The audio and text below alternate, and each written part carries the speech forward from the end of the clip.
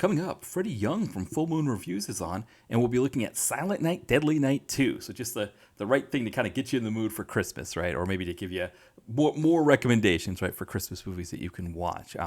Then next week we've got Scott Murphy from All 90s Action All the Time and New Horror Express on to kind of keep moving forward on that Seagal DTV oeuvre that we've been looking at there. We'll be looking at Out for a Kill. So that's going to be like your actual Christmas Eve episode. So, after you've had your fill of Chinese food or whatever you do for Christmas Eve, you can fire that podcast up and get your fill of Seagal, right? Kind of get you in the mood for eating a lot of food, right? Seagal always does that, I think, at least for me. Anyway, but so then we got that going on there. Again, no DTV digest for the next a few weeks. And so I'm still thinking about what we might do in January if we do bring the DTV digest back, but just sort of keep that in mind that we won't be doing that for the next few weeks as we kind of finish off the year here at the Direct Video Connoisseur podcast. And then the site in terms of the blog, this is essentially this weekend will be the Christmas, the one right before Christmas anyway. And so I'm going to try to continue that tradition of doing a documentary for a Christmas episode. In this case, we'll be looking at Chris Claremont's X-Men. So it's actually a one that Freddie and I talk about in this podcast here, because the opening of our episode, we talk about sort of the movies that he saw this year, the big screen movies that he talked about, and what we kind of see coming for next year. So it's a kind of a really fun conversation that we have before we get into Silent Night, Deadly Night. So maybe the first hour is talking about that. So, fun conversation there, but we bring up that documentary, and that's what I'll be doing this weekend for our annual Christmas one. Really fun documentary. It's on Tubi. So just keep an eye out for that. And then in 2 weeks, Animal Instinct. We'll be reviewing that one.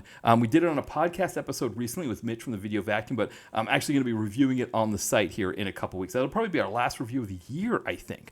So keep an eye out for that. I think that's everything that we've got here. I'm trying to think if I've done anything recently with anybody else, but I don't think so. So the other thing, of course, we are getting towards the end of the year here, and you got to get those Christmas gifts out, right? You got to kind of make those last minute purchases. If you're listening to this now, you should still be able to get my book in paperback from Amazon before Christmas if you want to give it as a gift for anybody. So my newest book, Nadia and Aiden, it is available on Amazon in paperback, also available in Kindle Unlimited. All of my books are available. So you've got, Chad and Accounting, Girl and a Gun, Holtman Arms, Don's House in the Mountains, and of course Bainbridge, right, our short action novel as well. But Nadia and Aiden, that is the newest one. So if you want to pick that one up, it's about $10.99, I think, on paperback, something in that range. Give it a look. It definitely makes a great gift. Looks nice on the shelf, all of those kinds of things. And of course, again, whenever you buy a gift from a small business owner, from an indie creative, remember you're giving two gifts essentially, right? You're giving the gift to the person who's receiving it, but also the person that you're purchasing it from gets a gift as well. So find the link in the podcast description for that. All right, so why don't we call it good here? We'll have John from After Movie Diner and Miscellaneous Plumbing Fixtures. He'll play in our theme song here, and then we come back. Freddie from Full Moon Reviews is on. We'll be talking about sort of, again, kind of wrapping up the year in the big screen movie industry, comic book movies, all of those kind of things. And then about an hour after that, we'll start talking about Silent Night, Deadly Night. So stay tuned for that.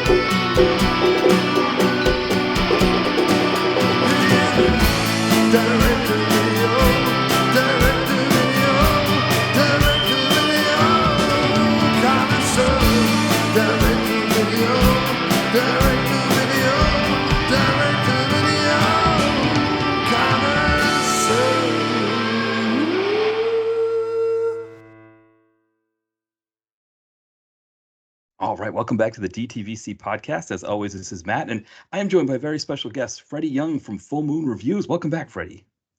It's good to be back.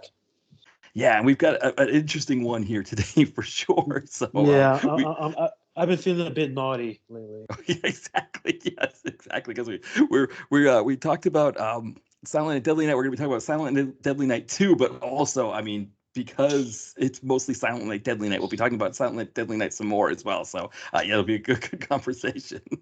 Is this the only film that pretty much two films in one in terms of being a sequel, but also showing like half of the other movie?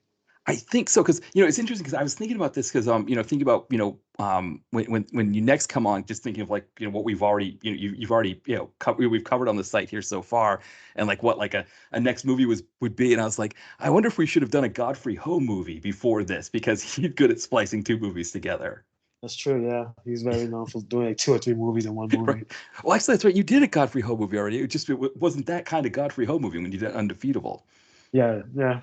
That's right. Yeah. It was something like Robo Vampire or something like that. Then, yeah. Right, exactly right, because that's kind of what Silent Night, Deadly Night 2 is. It's like it's a very interesting one for sure.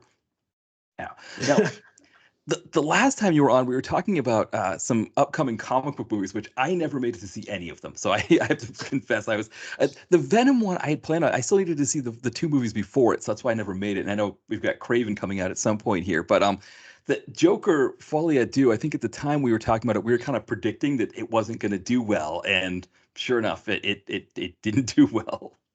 Yeah, I was honestly I was kind of surprised that it did as bad as it did. Is it? I'm gonna say this: it's not the worst movie of the year. It's not the worst comic book film I've ever seen. It's just a very pointless sequel that's made into a musical for whatever reason. I mean, it's kind of interesting how they do it at the start.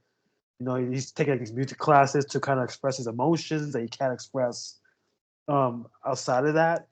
But it's like 15 songs, and by like the 13th, I'm like, I'm over this. So just end this. Let's move on. It rehashes a lot of this stuff in the first film. So it's like it in a lot of ways it's pretty much telling the audience, hey, you enjoyed the first film? Well, fuck you. Because you're a bad person for enjoying it and idolizing this character because he's a bad person. And it's like, what is the point of the sequel? Well, $200 million for what?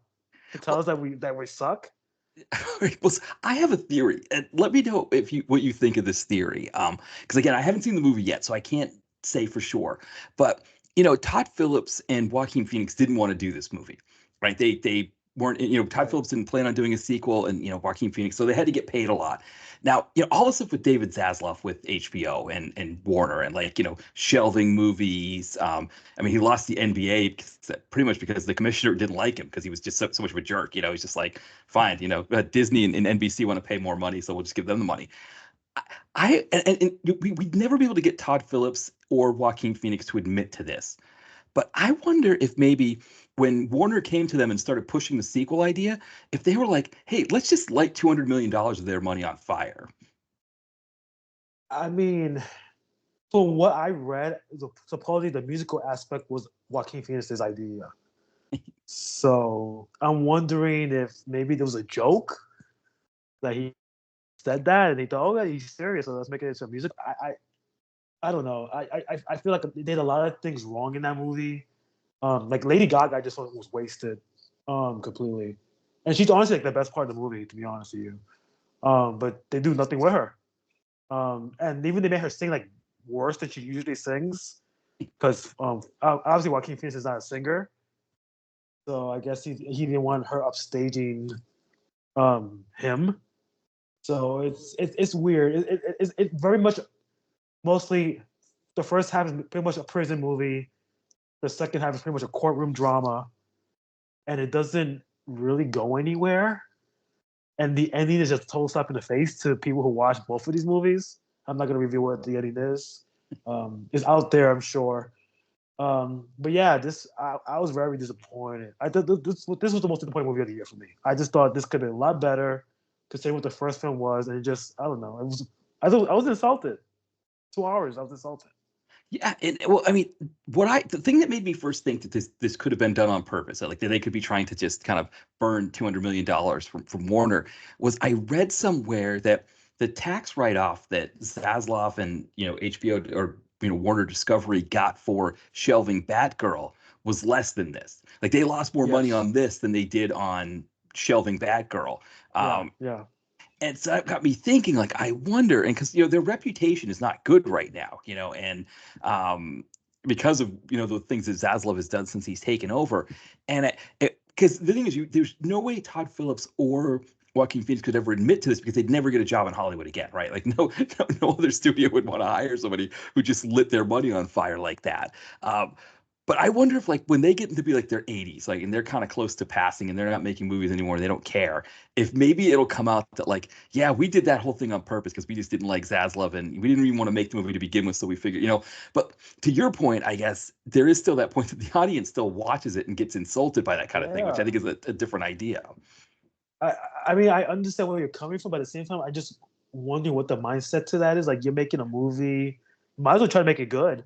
Yeah, I mean, you're being paid so much money. I think both of them got paid 20 million each. right. I mean, like, at least make a decent movie. I don't understand sabotaging the movie just to in spite of a CEO when he could offer you more jobs in the future. So I don't I mean I could see it happening, but I just think it's ridiculous if it's true. I Well, no, because mean, you make a good point that it's maybe more like the fact that Todd Phillips, because he had them over a barrel, because they needed him to make this movie so bad, that he could just do whatever he wanted, and maybe that's part of it. Is him and Joaquin Phoenix were like, let's just do whatever we want, and if it's good, if it's good, if it's bad, it's bad. Doesn't matter to us because we're getting the money. I mean, I guess it's another way to think of it. plus also Joaquin Phoenix has a pretty bad reputation at the moment because he just quit that gay film like the last minute, and that Right. cost that movie like $100 million. So I don't see why he would kind of make his reputation worse than it already is. I mean, Well, that, it's tough to. I would really like to know the whole story behind this whole production because it's. I mean, considering what the first film did, the Oscar wins they got, was it because it got so popular they hated the movie that they made? I was it like a protest of the fandom of it? Like, did Lady Gaga even know what she was getting into? Like, I like to know the whole thing, what was going on, because even Lady Gaga kind of suffered for this too, and it wasn't her fault. right. Yeah, I mean, you make a great point because I think some fans even blame her for it, saying like, "Oh, well, you got Lady Right. Gaga," and that, like you said, it's not her fault. I mean, yeah, that first movie, it's interesting because like like you're saying that maybe people thought, "Oh, well, people were idolizing that character or whatever," and I never got that sense from the movie that that's what I was supposed to do, right? It was more like supposed to be this thing where I sympathize with him because he's got kind of a tough life, but at the same time, if I'm Zazie Betts or something like that, I'm a little bit nervous to get too close to him too. There's like I got a mix of those things there. I just thought it was a well crafted movie, and I yes, I guess if you're going to make a sequel, 200 million, I don't know what a sequel would have looked like for that movie anyway. Maybe that's what Todd Phillips was thinking. Like I didn't want there to be a sequel to this movie. I just wanted it to be the first movie, and throw enough money at me, I'm going to make it as crazy as possible. Yeah, and it doesn't do that at all. It plays it safe. And that's the Yeah. problem. Like, it's just like you could make this movie $100 million, maybe $50 million, and really, I think the budget was because of the salaries Yeah. and probably reshoots. And I'll say this: a lot of the season, the trailers are not in this movie, and that's shocking. So there's a lot of people think there's a Lady Gaga cut, and a lot of her scenes were cut out because she's Yeah. barely in the movie. So it's like, what is the deal here? Like, what really happened? I need to know. Yeah, there's going to be a story here with this movie, and it's interesting because I say maybe like when they're in their 80s we'll learn the truth, but I wonder with the way things are now if we'll find out sooner. If there'll be some kind of tell-all interview or something that'll happen like in a few years that'll like break the whole thing open. I know for a fact that James Gunn came out and said that he had given Todd Phillips notes, and Todd Phillips pretty much said, "Go fuck yourself." So that was really like the start. That's why James Gunn never promoted the movie. Right, So and that was telling in itself, like, oh, he doesn't even want to talk about it. right, right. Well, good, right? Because James Gunn, I mean, I get it if you're Todd Phillips, you're trying to make something different from what James Gunn is doing, but by the same token, you know, like you said, you should listen to James Gunn because he's Right. got successful movies too. It's not like Todd Phillips is the only person who's ever made a $1 billion earning movie. James Gunn's earned quite a bit in his time. He could have some insights that someone could use. And maybe that's another sign that Todd Phillips was this mindset of like, I just want to, create something as ridiculous as possible. But like you said, it's not overtly ridiculous. So it's even that, like, right, they didn't really go over the top. Yeah, you would think for a musical based on a guy who has like a mental health issues, you would think it would be like a little more crazier, a little more colorful, no exaggerated musical numbers. These musical numbers are very standard. Like it was to the point where I was just like, what is the point of these numbers? Yeah. Like I could watch a 1950s musical and they're more have more energy than these numbers do. Yeah. It was no imagination at all in this movie. Yeah.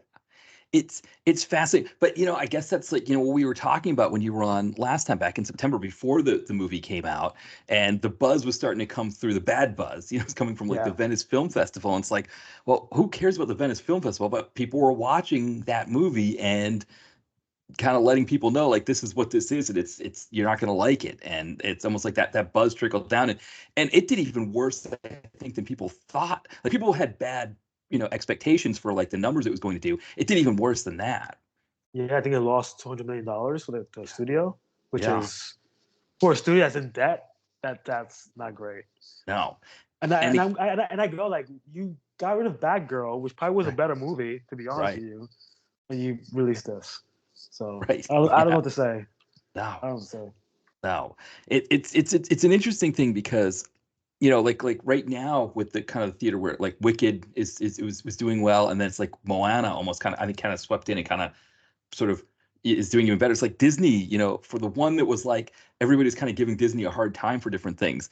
At least from the movies this year, they kind of, I don't, we'll see what happens with Sony, but I don't think with Venom or Craven that they're going to do like what Deadpool and Wolverine did. And it's like Universal thought they had something with Wicked, and then here's Disney again. They're just sort of, they're kind of back to their old ways of like strategically putting these big movies at different places and kind of crushing their competition. Well, I'll say the Wicked thing I think is doing better than I thought it would. Because I know a lot of people have seen that movie more than once. Mm, I know people personally who've seen it like 5, 6 times. yeah. And that movie's like 3 hours long. So that they really love that movie. Yeah. I think the reason why it's not doing better is probably the overseas. I don't think it appeals to many people overseas. And I know it hasn't been like released in like, I don't know. I don't know if it's China, Japan. Like it doesn't get released until like next year, which is Oh, a very okay. strange strategy. I don't understand. But yeah, I mean, I think Wicked will be fine. It's obviously gonna get like Oscar nominations for people. It's a good movie. Um, I'm looking forward to the second one next year. Moana, I also saw. I like Wicked more, to be honest with you. But I think Moana is a family movie, and I think it has a brand, Yeah. and it was a strong brand on Disney. So I think that's why it made so much money that it did. Um, I think the one that's really losing a lot of money is Gladiator, which kind Yeah. of got swept up by both of those movies. But even that's doing pretty okay. So Yeah, it does feel like the theater. I say this because even though I haven't made it to the theater in a while, the last time I saw a movie in the theaters, I saw Blade in October, the first Blade. They were playing it at one of the indie oh, theaters here in right. Philly. Yeah, so I got to see that, but like I've been meaning to go see some of these other ones, and I just haven't made it out to them yet. But it does feel like there's a bit more of a that more people are going to the theater this fall. It seems like that they're getting out to more movies, and it almost not quite like the 2021 feel, like when COVID had lifted. Like people were getting the vaccinations and they weren't going. That people could congregate more, and suddenly it was like what Spider-Man did, like almost $2 billion, and people were excited to be back in the theater. It feels like this is kind of more like a normal fall, like what we used to Yeah. see people going to the theaters. And I think it's also because a bunch of event movies are coming out at the same time. Yeah. That's probably because of the strike. Yeah. Kind of moved everything up together. But yeah, going to the theater now is very packed. You could go like people are actually interested in these 3 movies that have come out. Like Joker 2, there was like nobody. And I was like, this is crazy. I saw more people for Venom than for Joker, which was interesting. Yeah. And Venom surprisingly has done very well. Yeah. So Tom Hardy might not be done with this character because they might want him back for Spider-Man. Yes. That's the rumor. So Right, because I think that they're probably looking to see how this Venom movie did, and it did well enough. I think it started a little slower, didn't it? And then it kind of did Yeah, better. I can't remember. overseas it blew up. Yeah, yeah, that makes sense. Yeah, Tom Hardy, I think, in particular, has a really good yeah, overseas, because he does a lot of movies here that do okay here, but then overseas, like I think a lot of English actors in particular, they have a good yeah. overseas following. He's like Jason Statham in that way. Yeah. The movies do okay here, but over like globally, he's like huge. Yeah, yeah. I mean, But it's even someone like a John Travolta who it's like he gets direct to video movies here that they release in theaters abroad, and they still make money in places. I mean, I don't know too much as much anymore, but it. Used to be like names like that even would But yeah, yeah, especially those English actors like Hardy and Statham, I think they have a good international audience. yeah. And Venom 3, I honestly will say is a worse movie than Joker 2. But at least things happen in Venom 3. Right? So, but I mean, it's not a good movie. I think they wasted Null in that movie. Yeah. I thought the ending was kind of unsatisfying, to be honest with you. But Tom Hardy's very charismatic. He's a good actor. He's the reason why people go see these movies. So that's why he's doing so well. Yeah, and I think it's kind of like the joke, right? In Deadpool Wolverine when Deadpool slash Ryan Reynolds Oh, tells Hugh Jackman, "You're gonna be making these movies till you're 90." 90, right? Right. I wonder from Sony's standpoint, like, because like this Craven movie, I'm curious to see how well it does. I mean, it may be kind of a surprise, but I think it also might be one of those ones it's not like going to be as bad as Madam Web in terms of like an actual movie, but it might be one of those ones that like does okay in the theater, but then has like a kind of a second life on Netflix. And whereas like yeah, I think Tom Hardy, he might still kind of be like this sort of this linchpin, unless they do something crazy, like maybe bring back I don't know, Andrew Garfield, somebody like that, a previous Spider-Man, and make Spider-Man movies again for Sony that are separate from the Tom Holland movies. Yeah. Craven. I think you're probably right about it doing okay, and then Netflix is gonna pretty much like blow it up. Um, I don't think it's as bad, looks as bad as Madam Web, but I don't know if it's gonna make a lot of money. Um, I think Aaron Taylor Johnson is not really a big name, to be honest. I mean, he's in a lot of movies, but I don't think people go to the movies to see him in particular. Um, Yeah, I, I I, don't even know. I mean, did anybody watch Walking Dead for him? Right, it was kind of more like John Bernthal and people like that. it's yeah, it's tough. And the character they pretty much changed completely from the comics, so I'm not a big fan of that. I mean, I'll see it next weekend.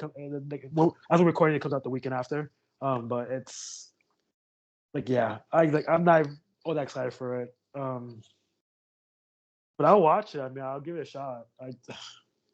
It can't be worse than Man Web. So I can say, or Right, right. Morbius. I don't know. I mean, it can't be worse than those two. No, right, right. That's for sure. And I mean, it's an interesting idea because it's like the Venom at least had been turned from a out and out villain into like an anti-hero in the comics, but I don't remember Craven ever being turned into an anti-hero, right? He was No, always a baddie.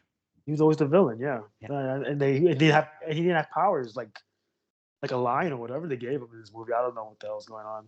Right. Um, it's like what? Right. Yeah. And 'Cause supposedly in this movie he actually saves animals instead of hunts them. So I'm like, what is the point of right. Craven the Hunter? Right. Well, because the whole thing about Spider-Man that they kind of talk about later in the comics, which I wasn't really reading them at this time, I kind of more just like, read it somewhere else that like, right, that there's this idea that Spider-Man, he's a spider that like all of the villains are also animals, right? Dr. Octopus, Right. and then Craven the Hunter, right, is kind of also somebody who hunts animals, but doesn't have any special powers, and so it's kind of fits into that mold, kind of the rest of the motif of the Spider-Man characters. Yeah. I don't know what Sony's doing. I really like to know what they're doing because like where do they go from here? I Right. don't know. Well, yeah, because I mean, there are tons of spider characters that they can use, but the biggest thing was that they went all in and it worked, right? But they went all in by having Spider-Man be in the Marvel Cinematic Universe, and it worked, right? I mean, a movie that made Yeah. almost $2 billion. It's probably I think it's probably one of the biggest movies they've ever had was the most recent Spider-Man movie. But Yeah, then No Way it's Home. like Yeah. now they've got these Spider-Man, the Spider-Verse thing without their main the guy that the Spider-Verse is named after in there. I don't understand why you not just put Andrew Garfield back as Spider Yeah, Man. yeah, That's the easiest answer. Like yeah. it's give them a Spider Man to fight against. I mean, he deserves another shot at this. Like honestly, he's like one of the best parts of that No Way Home movie. Like Right. give him another shot. I don't get it. I don't No, get it. because they were going to do a third movie for him, but then they had this opportunity to do the MCU Civil one, War. Yeah, Civil right? War. Yeah. And they decided, okay, we'll come. But you're right. I think if they brought that back and made movies with him, I mean, it seems like with Madam Web that they were setting it up as like a prequel to Spider-Man because it's Yeah. you've got Mhm. his mom is pregnant with him and she gives birth to him. Yeah. Yeah. But I think that takes place in like 2003, and Yeah. so it would be too Again. close to the Garfield ones. So it's like the Tom Holland Spider Man. I don't. Yeah, that was another thing that bugged me when I was watching. I'm like, where does this take place? Right. And she's going to like different country without TSA stopping her. It's Right. fucking after 9/11. Right. Like I was like, It's that whole movie is just a oh god. yeah, It's so bad. So it's bad. but it was definitely but you're right about a couple of like it's not like the worst comic book movie ever, but it's bad, right? Like it's just Yeah. yeah. I mean the thing I loved about it was that Dakota Johnson like she even said afterwards, I don't know how to act in front of a green screen. I don't know how to do that. And you could see it. Like you could see in a lot of those scenes that she just doesn't know oh, I'm supposed to react to an explosion behind me. Oh, okay. Sorry about that. It's like, I don't know if they kept bad takes in it or if it was just like, we just got to use it at some point. I just think she just didn't care, to Right. be No, honest. Because right. even on the press tour, she was like, "I'm over this. Get me out of Right. here." Right. Exactly. Yeah. So it's a Um, trip. Yeah. but I'll say this. At least it was so bad it made me laugh. Right. So It was a it got fun points for bad. that. I mean, I think that's why it's got this Yeah. second life on Netflix because it was a fun bad. It's like, when you see it in the theater and you spend all the money and you go through the whole process of going out to see it and all that stuff. It's made though to be fair, when it first came out and it was getting those kind of I remember like my friends back up in Maine, they did like a night out and just all went and saw it. They were like, "Oh, we got to go see this thing." So it did kind of become a little bit of an event thing at the theater, but I think if you're going and expecting a good movie and you go through the whole process of like buying popcorn and all that stuff and you get Madam Web, you might not be so happy. But like if you're at home and you fire up Netflix, it's like, okay, this will kind of work for me. Yeah. And yeah, I just wondering like what's the future of the Sonyverse because I don't know where they can go from here. Like what characters can you use? Yeah. Um, 'Cause they already said Green Goblin not gonna do another one because William Dafoe pretty much is Green Goblin at this point. Like I like Miles Morales, I guess you could bring in. I Yeah. don't know if MCU is gonna do anything with that character, but I feel like the only thing they have is really the animated Spider-Man stuff, which is I don't know when the next one's coming out. That's been delayed for like forever. Yeah. So I don't know. I don't know where they're going from here, but I'll say this: the comic book movies this year have not been that great, probably besides Deadpool and Wolverine, but it is what it is. No, I think I think we're going to see next year, right? If Disney did the right thing by just doing Deadpool and Wolverine this year, because they've got two on the slate now, right? They've got the Captain America and the Thunderbolts movie, right? I think they've removed Blade. They're not. Did they have a third movie? Or I think it was just those two, right? That they've got next I year. yeah, I think they moved Fantastic Four to 16, Oh, that's right. That's right. 26, 20, That's right. 2026. Fantastic Four is the other one that was going to come out. That's right. Yeah. I don't know if they moved it or I don't know if they have to do it in 2026. I'll say this though, the Agatha on Disney Plus is doing very well. Yeah. So they got something there. I let's see what happens because I feel like Captain America could go either way. It depends on the audience because the way society is right now, I don't know how people are gonna react to that.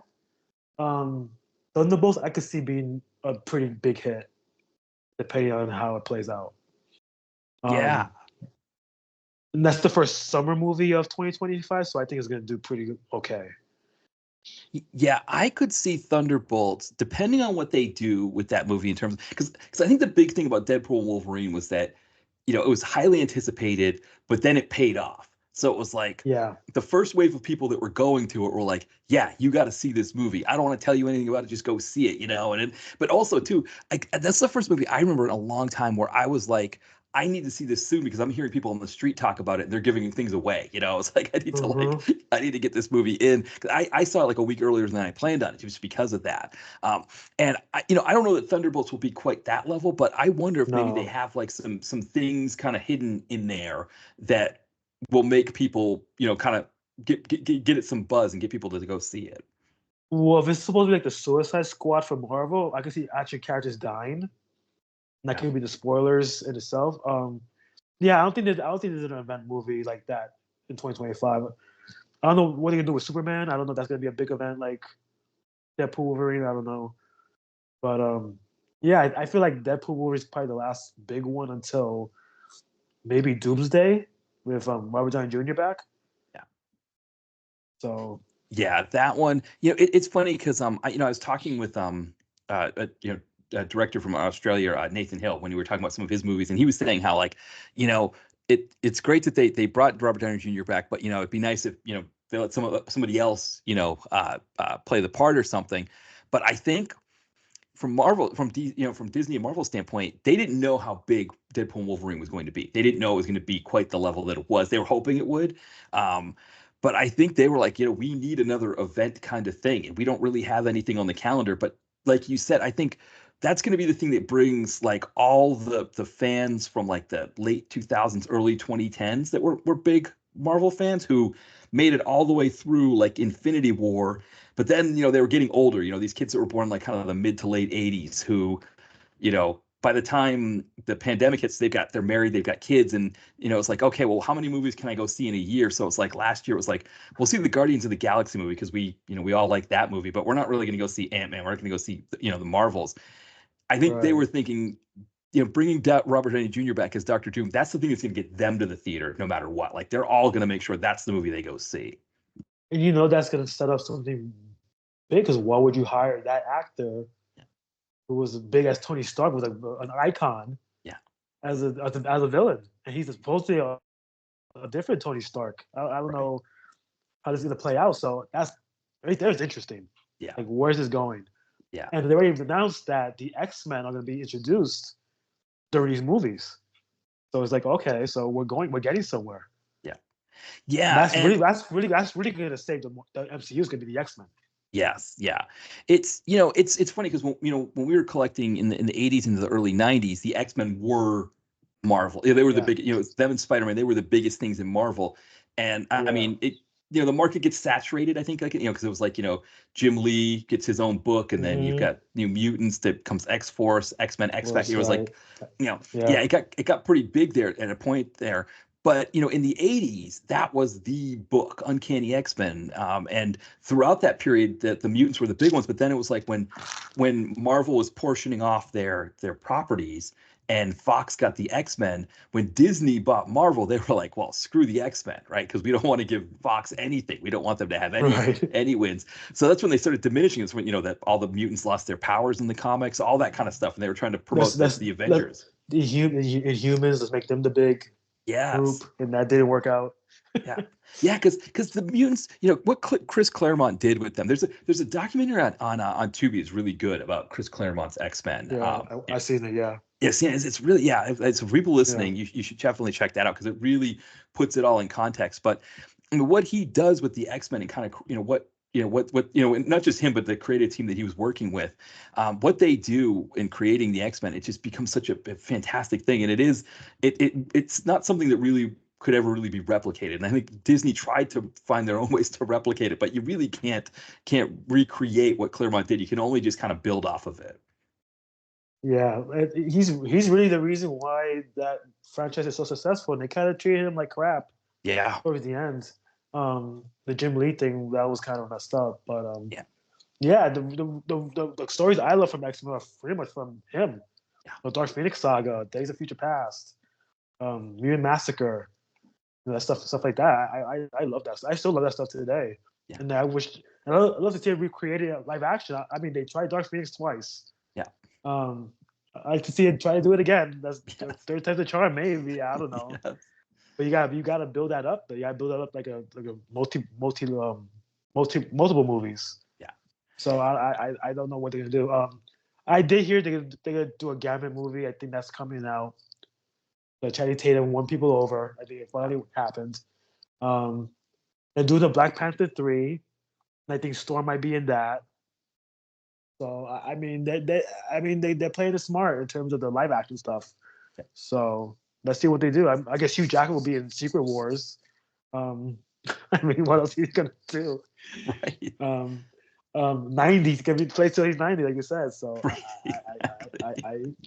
I don't know. Well, I mean, I'm curious. I'm curious to see what they do with that franchise. I hope they do it justice because I think a lot of things Fox did right, they did like twice as wrong Yes. with that stuff. So Yeah, yeah. When you look at the Fox run with the X-Men, it is fascinating, right? Because it's like it seems like they couldn't do like three movies in a row that were good. It's like like they yeah, what was it? First Class was really good. Days of Future it's, Past I think it's was pretty good, and past then yeah, but like I can't remember. apocalypse, Yeah, Apocalypse. It was like okay, this is how we're doing Apocalypse, and it's like and, yeah, and then Dark Phoenix just like shit the bed. right, exactly, right. And you read about Dark Phoenix, and you read about all the different like ways that they like hedged on things or they changed things or whatever, and it's like well Yeah, and part of it was like I think the Jennifer Lawrence, merger. she wanted out of the series because they weren't planning on that being the last movie. They weren't planning on Disney pulling the plug or Fox, Disney buying Fox and then pulling the plug, Yeah, but she wanted out, so she was like, well, you got to kill off my character. And it's like, well, okay, so now we're gonna have I guess I'm spoiling it for people that yeah, this is your character, but it's like it was such a weird way to do all that kind of stuff. and then the last act they had to reshoot because the merger happened. Yes, yeah, And I guess the Captain Marvel had the same ending, so they prioritized Captain Marvel over Dark Phoenix, so they got changed the ending of that, which kind of just messed everything up. right. Um, and then you had New Mutants that was on the show for like 3 years, Right. It just and that wasn't that bad, to be honest. It just never came out. no, and people can check that one out because Disney does have that one Yeah, on. yeah, They've got most of the mutant movies from Fox on Disney Plus, which is good that they've yeah. and New Mutants is one of them. Yeah, like you said, it's going to be interesting one because I think with part of the reason I think the Marvels didn't do so well, they were thinking the fact that they bring in like Kelsey Grammer as Beast was going to be this big reveal that was going to be the thing that gets people to go want to see it, like that was going to be the big Easter egg kind of thing. But I think people looked at it, they're almost kind of exhausted. Like, this is how you're going to bring the X-Men. It's going to be this big multiverse thing with, all this stuff. And it just seemed exhausting. And it sounds like they're going to they're reapproaching it, doing it a different way now. Yeah, I guess Secret Wars will pretty much bring everything together. I guess I don't know what they're gonna do with that. Yeah, That's the multiverse movie in itself because they have to bring all those characters in. right, because at this stage, pretty much everything is considered part of the MCU canon now, right? I think Yeah, yeah, maybe like a few of the kind of like I guess like probably like Albert Pyun's Captain America maybe like wouldn't be right, but like all the Sony movies and all the Fox movies are now part of that. So I guess like maybe some of those Punisher movies that are like United Artists or Lionsgate, maybe those aren't considered, but pretty much everything else is. And so yeah, so it's almost like they can kind of do anything with all of these characters now. like even the Netflix stuff now is canon. Now Right. before it wasn't. When they did the first trial on the new Daredevil, they were like, okay, this isn't working. Let's just continue from the Netflix series. Yeah. And now everybody's excited for it. So it's like that was the right move. Yeah. Yeah, and that's another piece, for next year. I think it's going to be interesting Yeah, with Disney, with like you said, Agatha, all was it all the time or So everyone all along. all along, yeah, it went through a few different titles changes. But Yeah, yeah, but yeah, Agatha, it like you said, it's doing well, and now everybody's waiting. Was it March? I think that Daredevil's supposed to come out. yeah. March. Yeah, Yeah. So it'll be interesting to see kind of, yeah, this was, I don't know that last year was a bad year necessarily for Disney and Marvel, but it wasn't great, right? Because, no, Secret the Invasion was Marvels. Marvel's, right? The No, Secret Ant-Man and Invasion. Secret Invasion was terrible. God, right. Yeah, the only real win they had was the Guardians of the Galaxy movie, which Guardians. to Yeah, our point about James Gunn giving hints to Todd Phillips, it's like it was like that was the one successful movie. But they come out this year and they just put out one movie and one TV show, and they both did well. yeah, and then also the Jonathan Majors thing happened last year too, which didn't help. No, well, it The gave whole them a Kang thing chance to was a mess to reset. begin with. Yeah, Yeah, I that's the I think whole Robert Downey Jr. yeah. Yeah, right. Yeah, it's like yeah, it gave them a chance to reset. I think, the Marvels not doing so well also gave them a chance to reset. Because I don't know if Deadpool and Wolverine would have happened if the Marvels had done better. Because I think they would have tried to go through with their own way of bringing the mutant characters in, and they realized they they needed a win somehow, and that's kind of I think where they came up with that. And I think they should do that from now on. Like do maybe 2 shows, 2 movies a year. Yeah, Don't do yeah, more than that. Don't oversaturate the market. Because now you no, have DC coming out with their own stuff. I mean, I think Creature Commando just came out today, or maybe it's this week or something like that. I don't know. yeah, something in Um, December. Yeah, yeah, so that's the beginning of the James Gunn stuff. So I mean, it's gonna get back to that point where you get like a comic book movie every freaking month. right. I mean, Yes, the Penguin just ended. That's another comic book thing. right, So it's right. like, it's a lot. It's a lot. Yeah. Well, because I think from Disney's standpoint, I think there's a few things that they could do. Like one is, the way they did it this year, where it was kind of like each thing had their own release, right? So you had, I guess Star Wars didn't have a movie, but they had a TV show. But you had, a Marvel movie, a Pixar movie, and just a straight up Disney movie with Moana, and they've spaced them out throughout the year. And so they were kind of able to hit like each major point. Like they had an early win with the Pixar movie with Inside Out 2. Then they had the summer Right. blockbuster. Now they've got the fall film with Moana. It used to be that their mindset was that they needed to just pump out as much content as possible so they could just flood the theaters and just squeeze everything out. But maybe just having one movie at a time now is enough for them. Yeah, and Bob Iger just recently said that this according to like the Disney Plus stuff, like these usually like TV shows that are like WandaVision, you have like Agatha, which is like a different show, and he kind of regretted that making that WandaVision too. He said the brand name is the most important thing in the company. That's what people gets people to watch.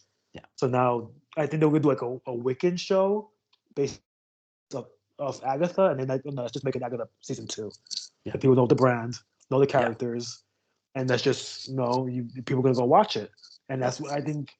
There's a fan base there, so they're like, okay, we're not stupid. We're not gonna let this go, and kind of turn this into a different show. Let's make it the same show, but focus on a different character. So I think that's really the smart play. I think really Disney has to worry about Star Wars. I think Star Wars right now is rock bottom, to be honest with you, because none of the shows are doing very well. Um, Right. I think they need to focus more on Star Wars at this moment. I think Marvel they're gonna be fine. Yeah. But I think Star Wars is really what needs to be fixed because that brand is destroyed. And I don't Yeah. know if it's because of fandom. I don't know because of there's so many properties that come out at once. I don't know what the reason is. I think it could be all those things. I mean, I think, one of the things that saves Marvel, I think, is Kevin Feige, or however, Kevin Yes, Feige. You know, right. he's a fan. He's from our era. I think he was born in 77, or Hmm. 75, something like that. But, he likes the kind of comics that we like. I mean, his first work for a Marvel movie was on Blade. So that's one that's always kind of Right, near and dear right. to him. And I think he's a big reason why, Marvel could have kept going in the same direction that Star Wars was going. They could have kept kind of falling. But he's like, no, we're going to greenlight Deadpool and Wolverine. We're going to get that one out there. We're going to make that one big. And then he's like, yeah, let's bring in Robert Downey Jr. and have him play Doctor Doom. And let's kind of make some of these decisions. But also at the same time, he knows what was successful about WandaVision. So now Agatha all along kind of does kind of plays on what was successful there. And again, talking about that millennial cohort that made the MCU so big in the 2010s, who don't go out to movies as much anymore, they are definitely going to make sure that when the kids are asleep, that they're going to turn on Agatha All Along and watch that if they think it's good Right. enough. Yeah, and also and also the X-Men, the animated thing, '97, Right. was a big hit for them. So Yeah. that like they're playing on nostalgia, and that's what you need to do. Yeah. I think Star Wars right now, it's all over the place. Yeah. I don't know what the fan base is anymore for Star Wars. Yeah. Like Well, you I feel like the Last Jedi just pretty much destroyed a lot of things with that brand. Even though they I think it was the right intentions, but I feel like the fan base did not want to change the way they felt about that franchise. Yeah. No, I agree with you completely. There's, I think if anything has that kind of a core kind of thing, because I think that's one of the things about Marvel that's different from Star Wars is that Marvel is this, comic books in general, right? Whether it's Marvel, DC, or any of them, they're constantly evolving. So Right. and everybody's tied to the eras that they were in, but Mm-hmm.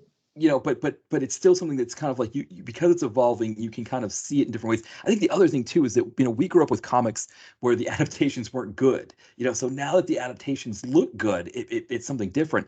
Whereas Star Wars has always looked good, right? From Right. the first Mm-hmm. movie, and it developed this fan base that one, they weren't getting content all the time like Marvel, right? Like Marvel or DC, you're always getting new comic books, right? You're always getting cartoons, you're always getting new stuff.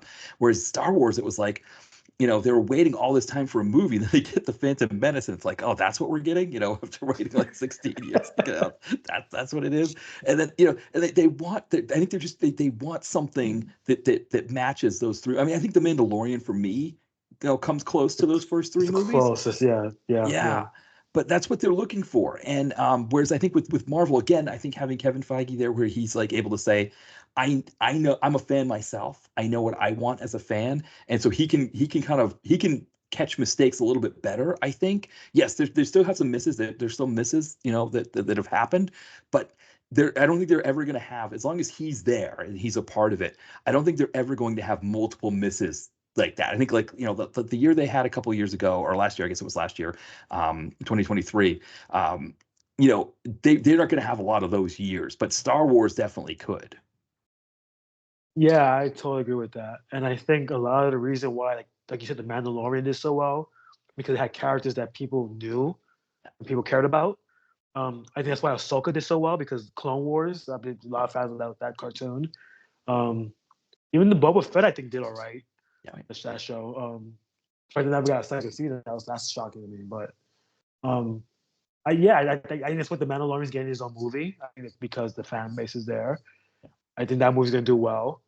But I feel like you're doing the Acolyte, now you're doing the Skeleton Crew, the cartoon was the Bad Batch. There's a lot of content that I think fans just want to see the characters like Han Solo and Luke and Layla and Chewbacca. Those characters, Yoda. I think people just want to see like the characters they know. yeah, And I feel like these new characters, it's like you gotta warm up to those characters. It's like how many of these new characters must I watch for me to connect with? yeah, You know what I mean? So I think that's why the video games do so well, because you can play as those characters and connect to them in that way. But I think watching a TV show is totally different from that experience. So it's like and then the fandom itself is very toxic. Let's yes, be honest. So that's another reason why those films, like, someone will say, "Oh, this movie sucks," "Oh, this TV show sucks," and people are not gonna watch it.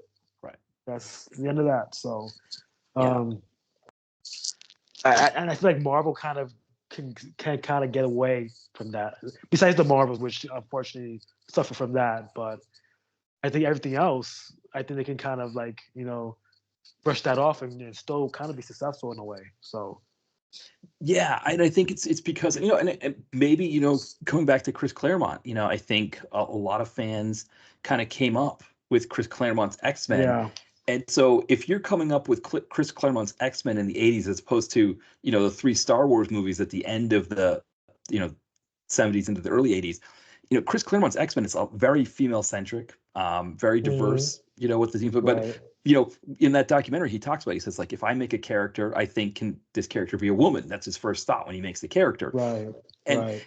and so, that vibe in the X-Men, with Marvel, with that being, with X-Men being so strong. Now, granted, when Jim Lee takes over, and Rob Liefeld and whoever, it's suddenly these female characters are extremely well endowed. That's one of the things I got a kick out of Yeah. about the Apocalypse movie, was that Olivia Nunn, she's wearing, Olivia Munn is Yeah. wearing the Psylocke. classic Psylocke outfit. Yeah, I was like, Yeah. I guess that was a nod to the fanboys, having her, I mean, she looked having good. She looked good in it. So yeah, well, exactly. She looked great, but it was kind of one of those things where it was like, that was a very Jim Lee, fanboy kind of outfit that she right. would, but but I think it's not that I think Marvel audiences, I think there's still that toxicity like you talk about in there, but there's also more of a, I don't want to say, like a history. Understanding Yeah, also like the X-Men, they were talking about Morph being non-binary, like, oh, why is this?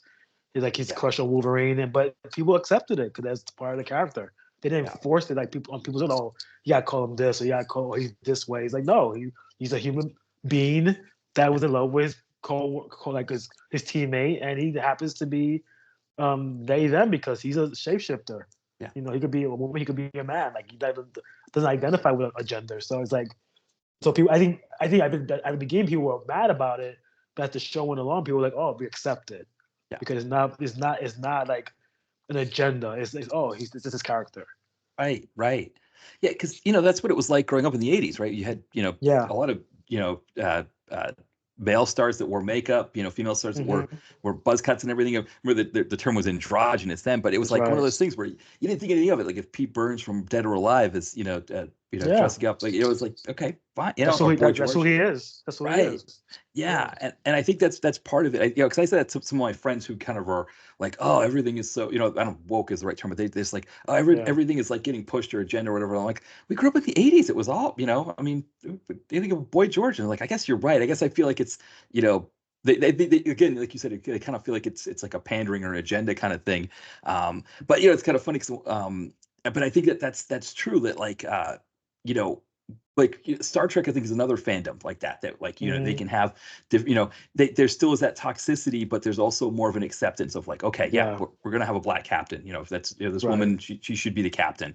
Or we're gonna have Uhura have a bigger part in a new series. Because Roddenberry would have had a bigger part. That kind of thing. Hmm. And yeah, with Star Wars, there's not there was never enough content to begin with, I think, to it was kind of just more this 3 movies for so long, plus the Christmas special, and like Right. Right. and also, I guess the other thing too, now I'm kind of going all over the place here, but the other thing about Star Wars, right, is that there's always a sense of shunning content as well, right? Because Star Wars fans wouldn't like the Ewok movies, or Right. that kind of the Right. cartoons or things like that. Hmm. So I mean, that's another piece of it, right? Is that like think of like Marvel fans, you're like, oh, I want to watch the different cartoons. They're always kind of fun. But Star Wars fans, they always had a mindset of like things that counted and things that didn't count, as far as the whatever the canon or things like that went. I find that interesting. Like, why is that different from like Star Trek? Yeah, You know what I'm trying to say? Like, it's kind of the same thing, but I get maybe because Star Trek had like the first interracial kiss yeah, in the '60s. Maybe it was very diverse from that point. I don't know. I don't know. I think in a lot of ways, Star Wars, the franchise and stuff, does kind of pander to things like that in a lot of ways. I'm not saying that's a bad thing. I'm saying, like, you kind of tell like there's certain characters here because they want to be diverse yeah, rather than it being organic. So maybe right. that's where it comes from. Maybe I feel like with like Marvel, with Star Trek and stuff like that. Yeah, there's stuff they pander, but at the same time, it kind of matters within the context of the story. So it's like it's not like, oh, okay, this is not being forced into it. This is part of the narrative going forward. So we're okay with this because this is leading to something. Yeah, But I think with Star Wars, there's not enough content for that to really matter. yeah, I think that's the problem. yeah, And you gotta remember, the only black character in the original stuff was Lando. right. So that's like maybe I know these characters like black characters, Asian characters, gay, lesbian characters, and people going. like where's this coming from? I think that's where the toxicity comes from. Like it doesn't matter to me. I don't care. But like I kind of understand like okay, why are these characters here? Because they're here for an agenda, or they're here because they're interesting characters that are three dimensional, and we Yeah. should care about them. And I think that's the problem. Yeah, well, because if you think about like Star Trek, for example, like Whoopi Goldberg says, I got into Right. acting because of Uhura. Like you wouldn't, Hmm. you wouldn't see that, or like like there are a lot of women who got into writing comics because of Chris Claremont's X-Men, and Right. they got into that because of that.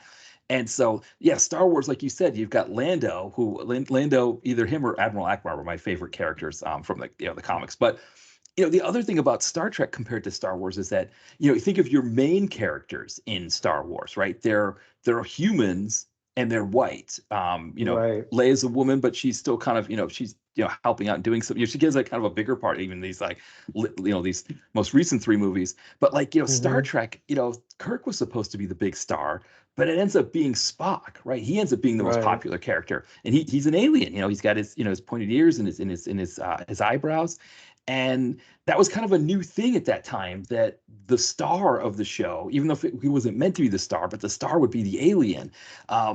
Yeah, that's something that you don't get with Star Wars.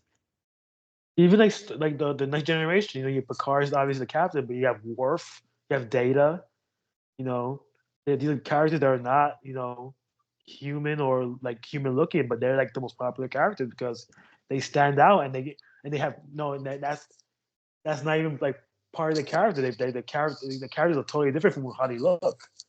You know what I'm trying to say? Like it's so the characters, so people can relate to those characters not just on their appearance, but the way they behave towards their teammates, towards the missions. Like it's a very different dynamic between like Star Trek and Star Wars. I feel like there's more story that's fleshed out in Star Trek because it has more time to do that kind of stuff. But Star Wars didn't really have that time to do that.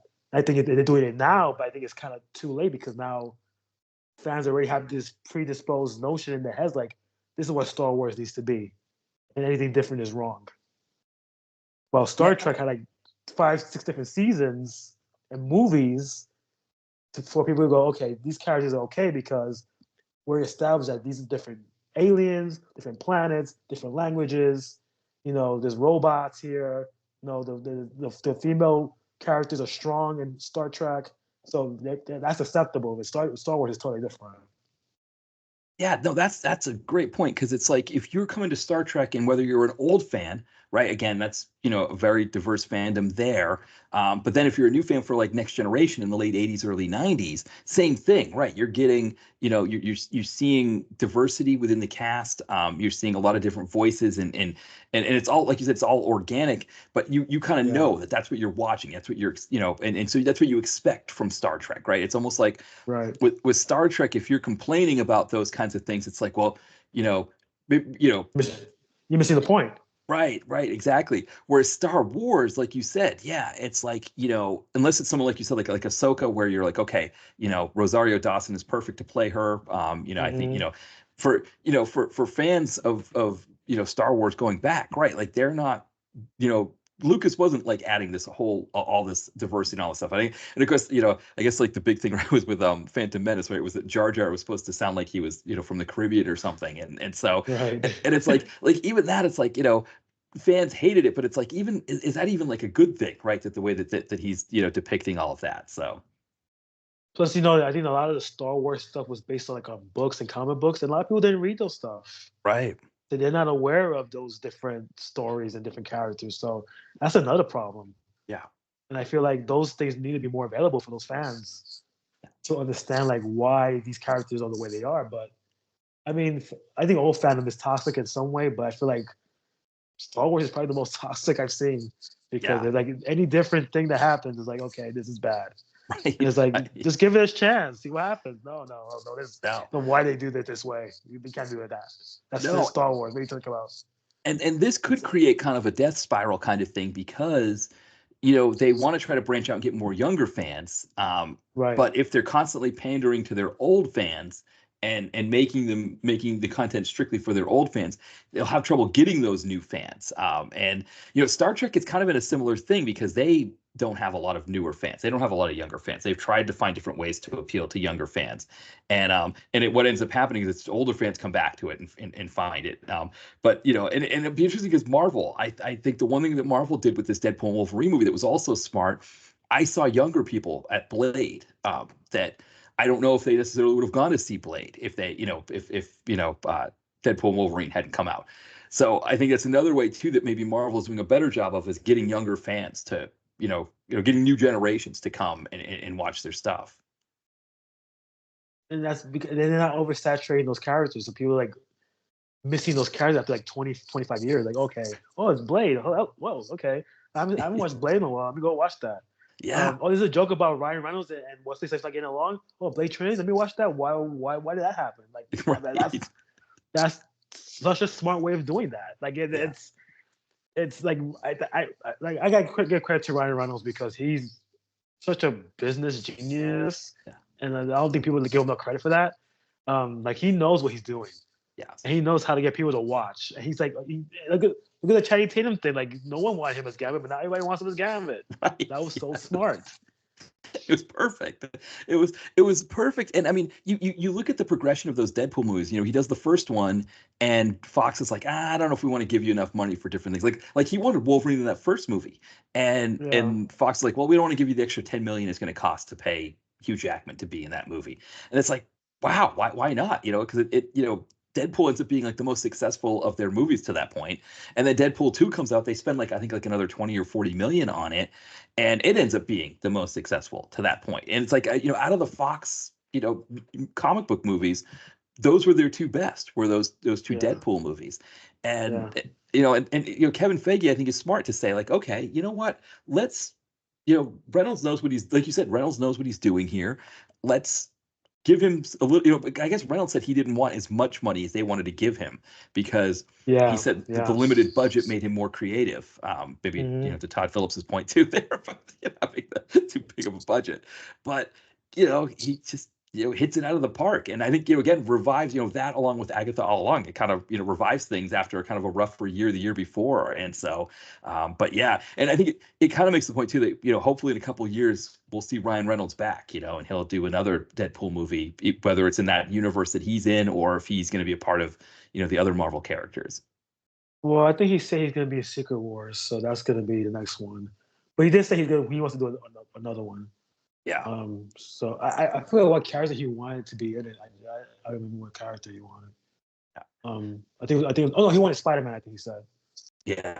Which is a big comic book fandom in itself. So that would be smart. Yes.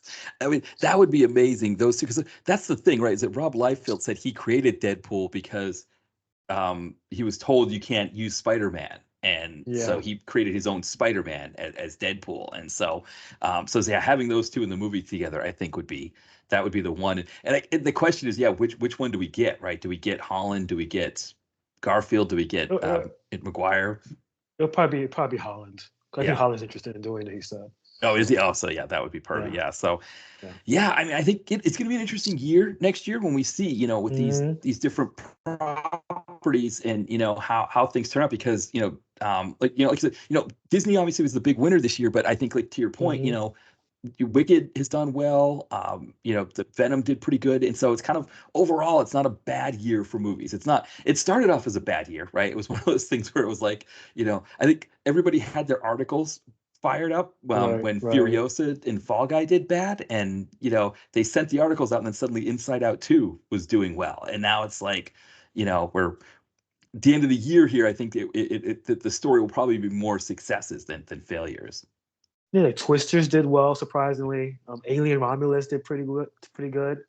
I mean, there was this stuff that came out that was like surprisingly like it did pretty damn well. Yeah. Oh, that movie with Blake Lively, that romantic movie, like no one saw that coming. Yeah. So like I mean, I think this people are just looking for something different. I mean, comic book movies are great, but I think people are just looking for like different brands at this point. Yes. Like that's why Wicked is doing so well. I think it's just a different brand. It's not a comic book movie. It's not, a book. It's a Broadway show that people knew. It had a good cast in it. People want a musical. It's been a while, so that's not Joker 2. Um, Right. so, so yeah, I mean, it's colorful. It had an all-star cast in it. I mean, yeah, it's. I think people are just looking for an event to watch. Um, I'm hoping like something like Nosferatu does very well because it looks like an event. Yeah. This very horrifying picture that people are like not buzzing about. People are talking Yeah. about it now. Yeah, I think that's going to be my next one to go see in the theater. And the two previous, the original, the silent film one, and then the Werner Herzog Klaus Kinski ones, those are both on Tubi. So you kind of They're also on Prime if you have Prime. Oh, Prime as well. For Okay, some reason. Yeah. I think that's going to be the next one I see. But yeah, it'll be interesting to see if that one, because how that one, because yeah, I mean, like some of the movies that I couldn't see, like The Substance just sounded like it was too, I get a little squeamish with movies, and so That's the best movie of the year. yeah, I've Like heard a it's lot of good things about that one. So I may, watch it, but I'm somebody who just, I get, I'm okay with like Deadpool and Wolverine slashing each other and stabbing each other a bunch of times, but yeah, sometimes which is kind of a good segue because we're gonna get into some horror here as well here. So yeah. it's funny I talk about horror films, but I sometimes I have trouble with them. These movies we're about to talk about here are a little bit less squeamish kind of horror movies. They're I'd say a little bit easier right. They're kind of your more straight ahead slashers. I think the only film that has two films in one that's can connect. I'm always like fascinated by the process of this movie, just Yeah. the background, like I guess the lack of a budget. I guess maybe they decided to put 40 minutes of the first one into this. I don't know Well, what so the I deal read was, about but it. So Kiva says we're talking about Silent Night, Deadly Night 2, but like right. Freddie was saying, the first like 40 minutes of Silent Night, Deadly Night 2 is essentially Ricky, the baby from Silent Night, the first Silent Night, Deadly Night, grown up. He's supposed to be 18. He looks a little bit older. He looks like a young Boss Skaggs, I guess. Blue-eyed soul Yes, singer. that's a good description. Yeah, exactly. He's And more buff. He's more buff. He's more buff than he's more Boss buff too, Guys. right? He's a buffer, younger boss guy, exactly. And Yeah. he's in a kind of an insane. Or he's in a mental hospital, and he's getting interviewed by a psychiatrist, and he starts telling his story. But his story is really his brother's story from the first movie, and it's kind of a trip, right? Because it's like you just think it's just going to be like a few minutes like a few second flashback, but it's full scenes. Like so, we get the full murder scene from the first movie. So we get the full scene of the Santa, the robber dressed as Santa, killing the father, assaulting the mother and stabbing her, and then little Billy runs off, runs away. We get that full scene, with the baby crying and all of that. Uh, it's like, and I mean that was a dark murder from that first movie. And so to get the whole thing again was kind of a trip. Yeah, I guess for context of the first movie was pretty much boycotted when it came out in '84 Right, that's right. because the Killer Santa thing. How it was a sacrilege to Christmas. And then I guess people watched it were like, oh my god, like this like Santa's killing people. Almost raped the mother before he killed her. Yes. Um, my thing with this movie though is like he's telling this story about his brother Billy, but he's a baby. Right. How does he know Right. all this stuff? He says that Billy told him. I'm like, this guy's very descriptive, and when he's telling the psychiatrist, like, no way Billy told him every single detail of what he saw or what happens. So like this whole thing is BS. Like why is like it's so surreal. Yeah. Well, It's like, because why watch the first one? We could just watch this one and get two movies in one. exactly. Well, I read in the trivia that apparently they wanted to reshoot the first one with. I don't know if Ricky was supposed to be Ricky or if he was supposed to be like I guess he maybe was supposed to be Ricky, but the idea was they wanted to frame it that it was that Billy was kind of like I don't know if maybe like he envisioned it all and was in a mental hospital or like he commits the murders and ends up in the mental hospital, but they were trying to Oh, I see. recut the first movie. And then I guess they decided they didn't have enough to do that, and they were like, okay, well, let's shoot some new stuff. And that's when they add in all of the new stuff because, like, yeah, from the 40-minute mark, it's it's Ricky's story at that point. But that's what I read in Right. the trivia, was that it originally was supposed to be recut, but it is the amount of the original movie that they keep in is fascinating. And I mean, again, these are some dark sequences. You were talking about on Blue Sky about Mother Superior. You know, Oh God. yeah, and so Oh, they use the original Mother Superior because they're using her right. footage, and then when they bring her back in at the end of the movie, so Lillian Chauvin, who plays Mother Superior in the first movie, um, in this new movie, she comes back into play because I think they wanted to that was a loose end. I think they wanted to tie up. I think they realized how Yeah. evil she was, and it was like she needed to get her comeuppance. But when she when they bring this new actress into play, they have to have her face like scarred so that it kind of obscures the fact that it's not really her. And honestly, it's not the same. Yeah.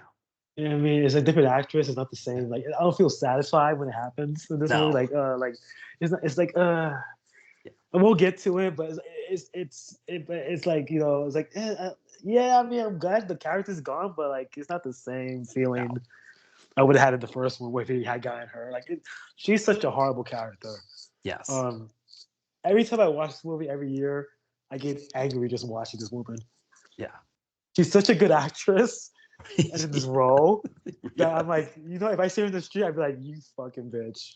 Right. like Right. that's how much I hate her. Yes. She is so vile. Yeah.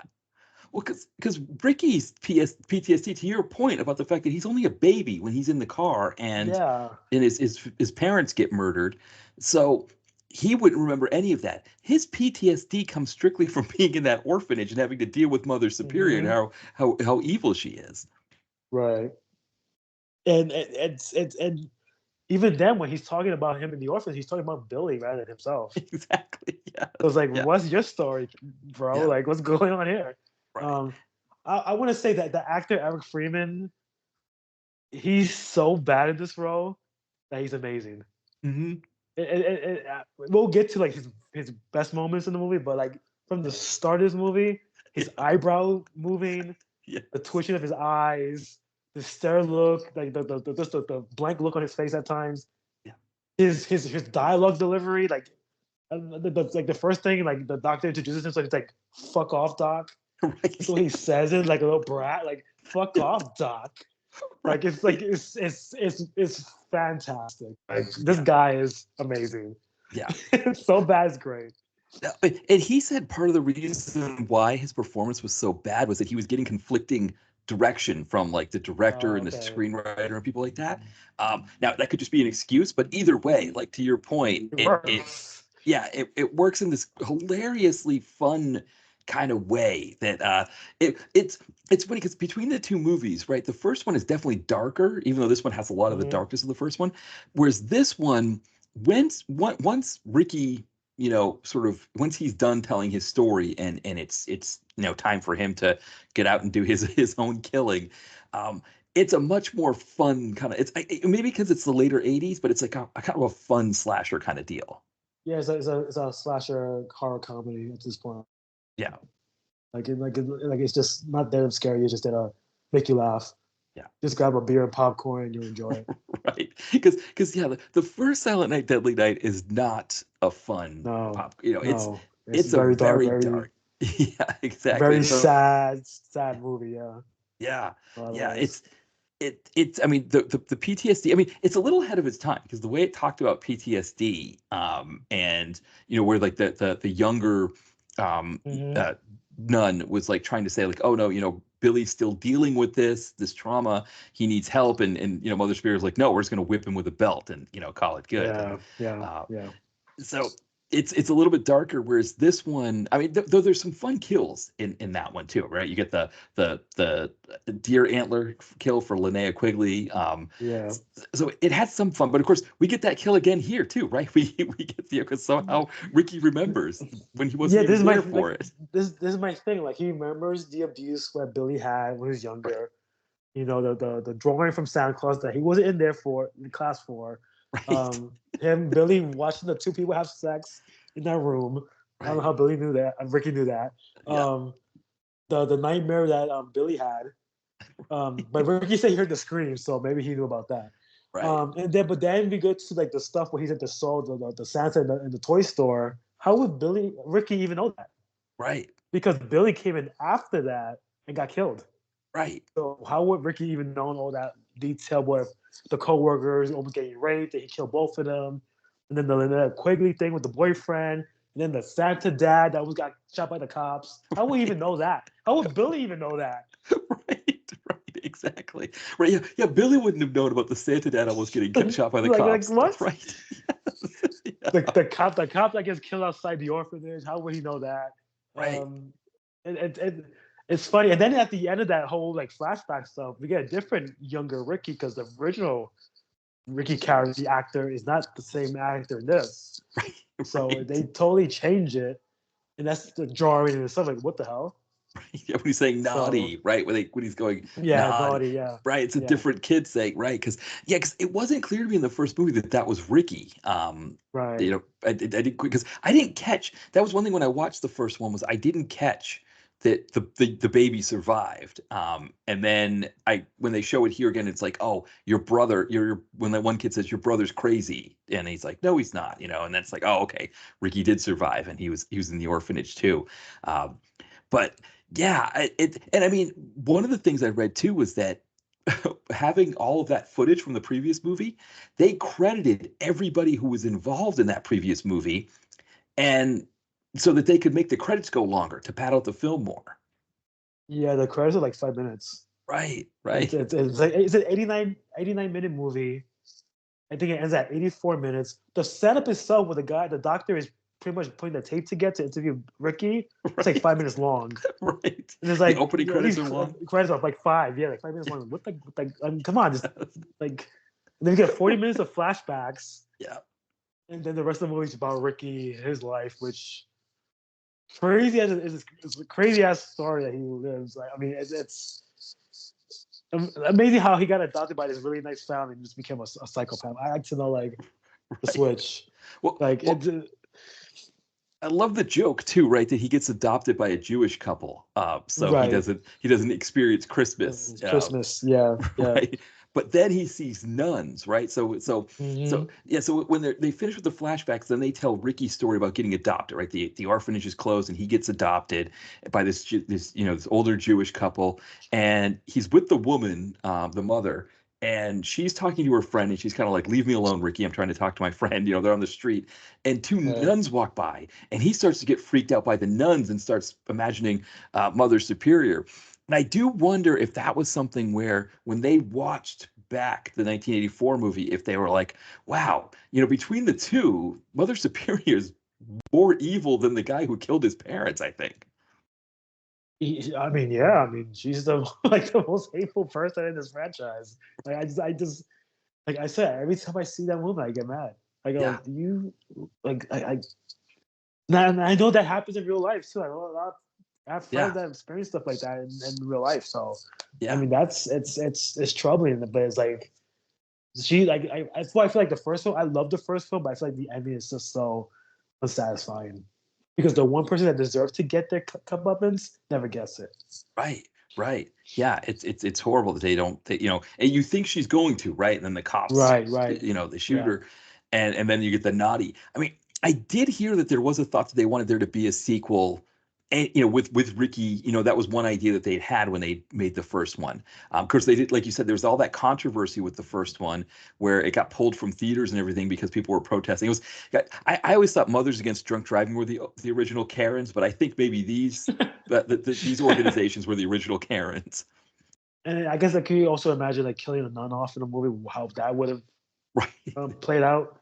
Like, oh, right, to kill a Santa and a nun getting killed. Oh my god. Like, right. Yes. um, Well, yeah. So that's a good that's point. probably why they didn't do it. Yeah, because didn't Bad Lieutenant, wasn't that considered controversial in Bad Lieutenant when that happened? Yeah, yeah. It was cool. It was sacrilege. It was blasphemy. Well, you can't Yeah, do that. But yeah. like, if the woman's evil, like, I mean, come on. Right. Well, that's the thing, right? Is it She's abusing kids. Like, I mean, come on. Like, she deserves to be punished right? somehow. Exactly. And Right. she's never punished. No, no. I never thought of it like that though, but you make a great point that Killer Santa plus killing a nun might have been considered too much at that Yeah, time. And so they yeah. thought, we'll let her live. Yeah. So she's still alive in the second one, but so we found out that Ricky, yes, he does have some issues with Christmas, but also, yeah, that he doesn't like the nuns, he doesn't like bullies. Yeah. That's another So thing. when he sees the nuns, he also sees his brother getting shot. That's So right. that's the correlation. So he starts seeing red and That's starts going right. like a little bit like psycho in his mind. So I Yeah. guess like he's triggering him. And I guess that's when the mother realized, oh, he saw the nun, so that's why he kind of freaked out. And then I guess there's a scene where the parents, I think, almost try to give him back to the orphanage, and they decide not to, because the nuns tell him like, he needs to be with you guys for a little bit to get over all this stuff. And he's like, okay, well, we'll talk to him and hang out with him and make sure he's okay. Um, and then I guess he's 12 at this point, and then 5 years later, I guess the father dies, and this actor is like 40 years old Right. playing a 17-year-old. Right. It looks like the same age as the mother. Right. Right. He's older than Eric Freeman, even though he's supposed to be playing a Yes, younger version of Eric yes, Freeman, of Ricky. yes. Yeah. And this is funny. Like this guy's playing 17. Eric Freeman's playing 18. Right. So why did they change the actor? Like, Right. why he looks so different? Like he's not buff. He Right. doesn't have the same facial features. Like it's like was like a reshoot, or was like Eric Freeman wasn't available, so that with this guy, I like to know. Yeah, that one I couldn't get anything on the trivia about. It just said that guy, Darrell or Daryl, Guilbeault, his name is. Yeah, he was Okay. he was playing that teenage Ricky, despite the fact that I think he's 3 or 4 years older than Eric Freeman, who is playing the 18-year-old Ricky. I Yeah, mean, it makes sense because like I was like, this makes no sense. This right, guy's much younger looking than the one that's 17. right, exactly. Yes, yeah, and Or and so anything. now. Why not have this actor play the Ricky the whole time? Right, right. Yeah. For whatever reason, and yeah, that part I couldn't figure out either. Like, the Eric. So no, I do know with Eric Freeman why they cast him was that they thought he looked good. They liked the way he Yeah, looked. right. They had a few other people in mind that they were going to play. They wanted him to be a really big guy, I think, but they thought Eric Okay, Freeman, and I think they also had more experienced actors in mind as well. But again, they liked his look, and so they decided to go with him. I see. Okay, I mean it doesn't make sense, but anyway. Yeah. Um, No, I exactly. honestly I think that's part of the charm of this movie too. Like it's just bizarre. It's just a Exactly. surreal world that these characters live in. Like a year difference, and he's like a totally different guy. Like it's like facial facelift. Yeah. Went to the gym for a full year and got buff. Right. Right. No facial Exactly. hair on his face at all. Different hairline. Like it's like totally different guy. Yeah. Like it's amazing. Yeah, no, it's what's amazing. Yeah, it's and so when we figured out, we realized that this Oh, is we also it's have just to supposed. we also have to mention this is on Christmas Eve. All this stuff is happening. Right, right. Even though This it this never feels like Christmas at all, but it's Christmas Eve. right in the hospital when he's going over. Yeah, when Yes, he's telling his yes, story. Yeah. yes. Um, Now, so he has this flashback as this older slash younger version of himself, Right, where he right, comes right. across this guy who's like really, starting to assault this woman. So he Jesus. Right, they're like like a blanket or something, and they think they're gonna hook up, and then she's like, I don't really feel up to it, and then he starts to get forceful. She kicks him or punches him, and then he hits her back, and then goes and walks Right. away, and Ricky sees all this and is like, well, I don't think that's a good thing, which is, is the correct thing to think. And so he hops in the guy's Jeep Renegade that he's got just parked out there, and just starts running him over and like forward, back. It's almost like what was that? Was it Blood Diner? Where was that the one where he's running somebody over with the van? And he's just kind of I like think bouncing around and just going I back and I, I think forth. I think that's what it is. Yeah. Yeah, yeah. I'm That's trying to remember it. Yeah. Yeah, because that's what it reminded me of when he's just backing, and they must just put like a lump of something in the ground, so the Jeep goes up and Yeah. down. It's like yeah. It's like it goes back and forth like like a pothole. Like oh. Right, yeah, and so Um. after he's done it enough, we do get the woman who was being assaulted. She plays this much smarter than the Yes. woman in the previous movie, because the woman in the previous movie, she's getting saved by Billy, and when Billy strangles the guy, she goes, "You're crazy, you're a sick bastard," and he stabs her. This woman's like, "Thank you, I'm really glad you murdered that guy for me," which is the smart thing to do when a crazy guy has just murdered somebody in front of you. I And get in the first film that chick. I'm like, you ungrateful. right, like, exactly. like he just saved you from being raped, lady. Yeah, I don't care what he. I don't care if you kill him or not. You're at least not gonna be raped. Like, get right, over it. right. Well, in the very least, do you want to anger the person who just murdered Right. somebody in front of you? Or like say thank you and walk off. And Right, I mean, exactly. at least this woman was like smart enough. She was like grateful, like, oh, thank you so much for saving me. Yeah, yeah, Because he's probably done this to her multiple times. right, right, exactly. Yeah, and so that's the last we see of this, like, 15, 17-year-old Ricky, whatever age he's Right. supposed to be. I think Right. that's his last scene, and then we get this 18-year-old Ricky who he's working as, I think, as a dishwasher, Yeah. and we get probably the best kill, I think, between the two movies. Coming up here, I don't know what your thoughts are on this. When uh, there's a bookie who's beating up a guy who owes him money in the back Oh. alley. Yeah, and Ricky grabs him and then grabs an umbrella, just happens to be nearby, and stabs through him and opens the umbrella on the other side. Yeah, you're probably right. It's probably the best scene in the movie. I love the dialogue during this because I guess the two guys are fighting, the Right? bookie and Yes. the client. So he says, "Boy, it sounded like a squirrel getting his nuts squeezed." I was just like, I laughed so loud hearing that. Yeah, the umbrella thing is cool. I like that kill. I don't know how it's possible, but it's a cool kill. Um, and I love the shot of the umbrella in the rain, the Yes. blood kind of dripping off. It kind of reminded me of the umbrella logo from Resident Evil. Oh yes. Yeah. And I'm kind of wondering that's where they got it from. Like, who knows? You never know. I thought that was really cool. Yeah, that's a great point. I didn't even think of that, because that's where people, a lot of people who make those kinds of things later, that's where they get these ideas from, is some of these movies, Yeah, watching them, when they're growing up. it had like the yellow and the red, so you can't have like the red kind of fading off. So there's like the yellow show, and you had the red on the other side. I was like, oh, it's like looks like the umbrella logo. Yeah. No, yeah, I didn't even think of that, but that's a great point too. And yeah, it's I guess the best kill from the previous one is probably the Linnea Quigley on the antlers. But I think Either this that, one, either that one on the sled. that's right, the sled. Oh, that's the sled beheading is a great one too. That's right. Yeah, Right. yeah. Which Ricky also has a flashback to, despite the fact that he I wasn't there for that. yeah. I don't understand. But Right. anyway, Because he's like telling Dr. Bloom, that the psychiatrist, like, Billy hated bullies, and it's like, sure, he probably did hate bullies, but that's why Ricky here is attacking this bookie, because he also hates right, bullies. He's not a fan. right. Um, Now I'm trying to think if anything happens between here and when we meet Jennifer, played by Elizabeth Caton. Um, No, so right after this, I guess the doctor asks him about Jennifer, that's to right. which Ricky replies, "Eat shit, doc." Um, and then I guess he puts the picture on the table, and he kind of gets like drawn to the picture because she's a beautiful woman. Right. The Jennifer, she's blonde, tall. I we need to talk about this meeting. Supposedly they bumped into each other. That's how Ricky describes it. Right. So Ricky is on his motorcycle. I guess I don't know if he was working or he's getting off of work.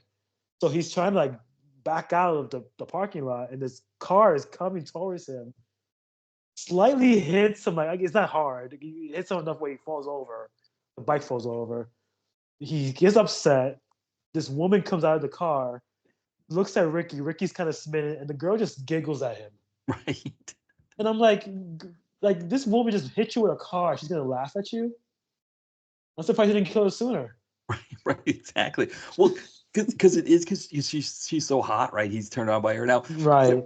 for people who don't know Elizabeth K, I mean, if you watched USA Up All Night, anytime in the '90s, Yes. she did all the Yes. Vice Academy movies, or Mhm. most of them. South Beach Academy with Corey Feldman. She was in a lot of those kinds of movies. Because Right. she was in a Friday the 13th. I think she was in part 7, I believe. Not the Yes. Yes. Right. She wasn't the girl that had the psychic powers, though. She was like another, I think, She right. she was the friend of the girl with the glasses. That's right. That's right. Yeah. Yeah. Yeah. So, Yeah, so she didn't have much of a role in that movie. I mean, she had lines, but it wasn't like a big role. But she yeah, had darker hair in that movie. She was like a brunette in that movie.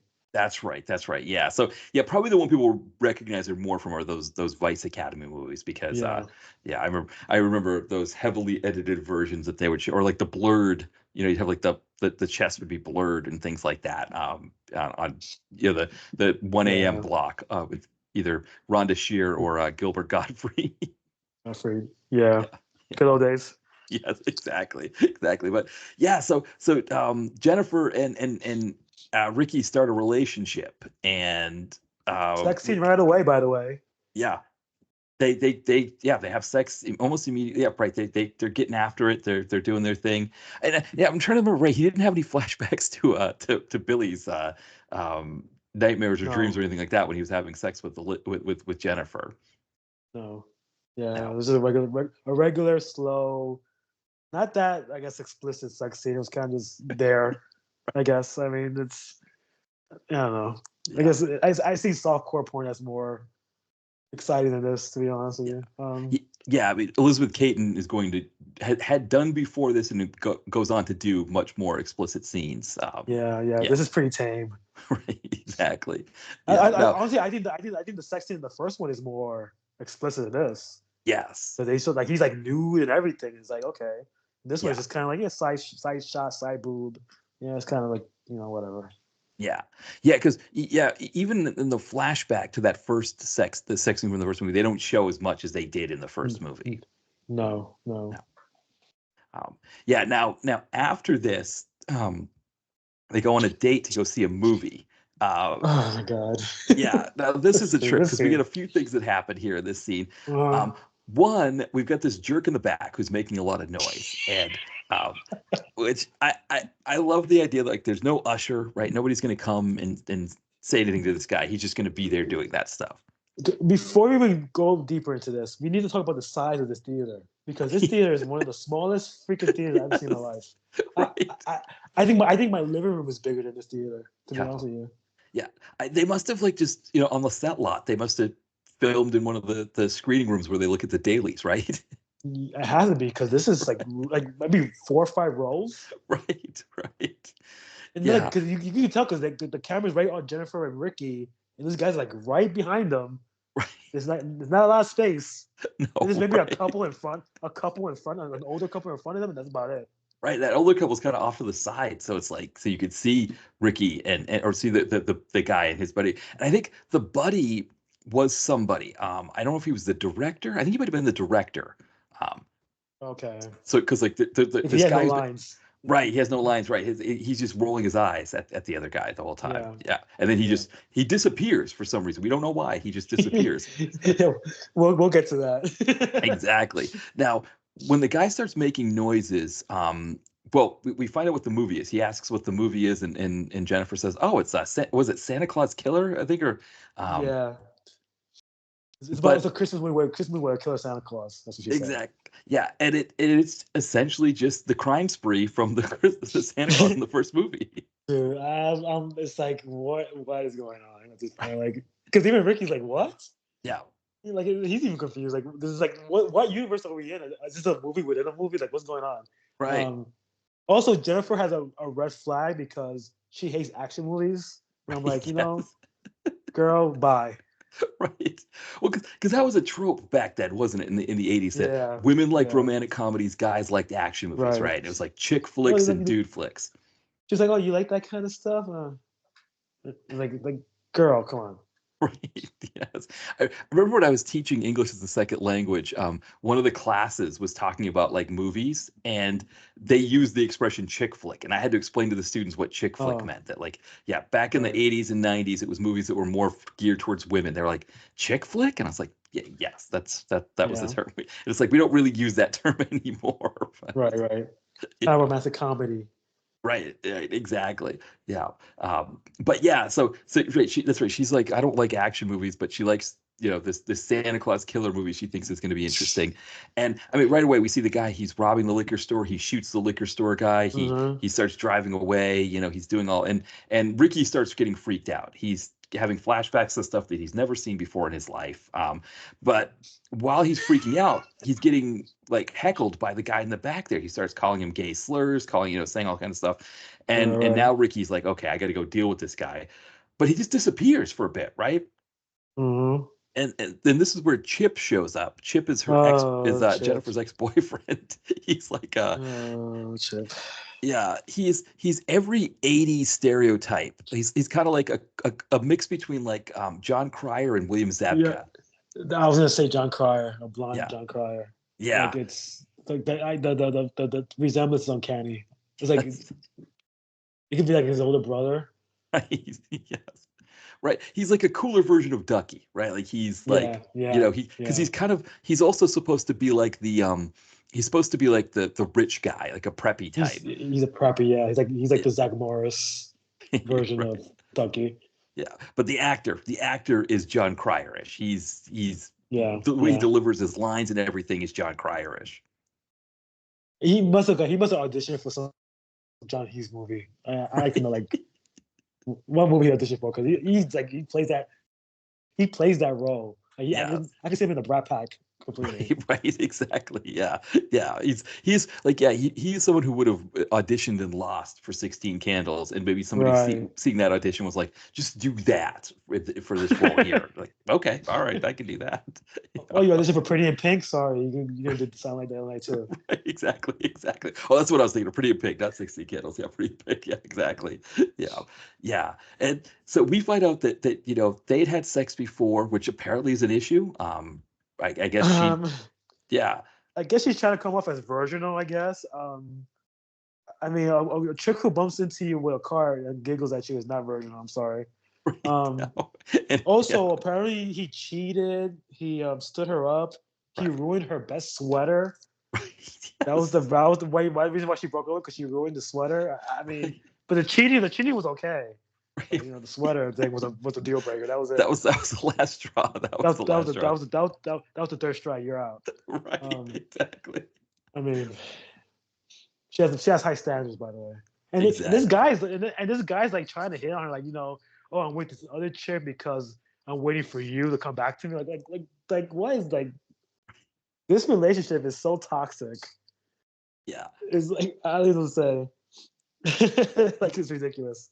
Right. And as they're arguing in the back, Ricky shows up and Oh confronts this heckler guy, yeah, and yeah. he just grabs him. And so, kind of while they're arguing in the foreground, in the background, we see like this struggle of like popcorn getting thrown around and like strangling and all of this stuff. And yeah, that's it. And then once he's done killing the heckler guy, he comes back to his seat and he's like, okay, we're all set here. This heckler thing, this fight reminded me of the those episodes of Married with Children where you see like in the background someone's fighting. So you see a bunch of stuff like flying up in the air Right? because they don't want to Yes. show the actual fighting, the choreography. Right. There's actually an episode where they're in a theater and Al Bundy attacks somebody and it looks just like that. Just like I was like that. It was like that. I thought it's like, what is this, a sitcom? right. Yeah. Well, one of the funny things And about this, and, talking and no about one the pays it. And no one pays it no mind because it's just such a right, small theater. No one like stops it or cares. Like I mean, it's right, like 4 rows. Like come on. right. I guess because he's the heckler. They were happy he was killing the heckler. I I don't know. guess. I Yeah. guess. I don't know. No. No. No. It's No. One interesting fact about this that I forgot to mention: the stunt coordinator for this film is Spiro Rossatos, the oh okay. yeah guy who goes on to do all the Fast and Furious movies. Yeah, yeah, yeah. All that stuff. It's his name spelled differently. It's spelled Rosatos. Um, Okay. and it's funny. The guy who did the stunts from the previous movie, he's listed with him. So it makes it seem like they were a stunt pair, but they weren't. He was doing these W- things. Well, there is a cool stunt coming later. We'll get to it. Yes. So that must have been it. But yeah, I can kind of see it now that you say it. Like, yeah, Yeah. Fast and Furious. Yeah, yeah, I see it. Right. Um, Right. Yeah. That was Captain America: Winter Soldier, The Expendables. yeah, He kind of okay, did it, yeah, but then also like yeah. PM Entertainment ones, like the Sweeper, Recoil, Rage. So yeah, he's Wow, you I didn't know he went that far back. yes. Yeah, exactly. Yeah. So Crazy. this was one of his earlier ones, I believe. Okay.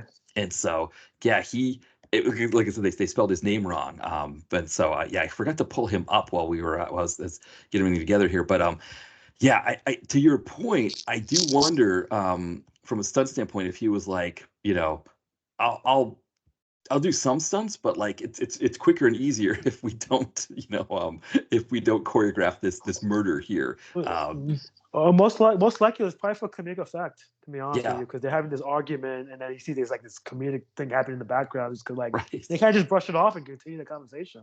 So it's kind of right, like right. I guess it's a point where we're supposed to laugh at it, like how stupid it is.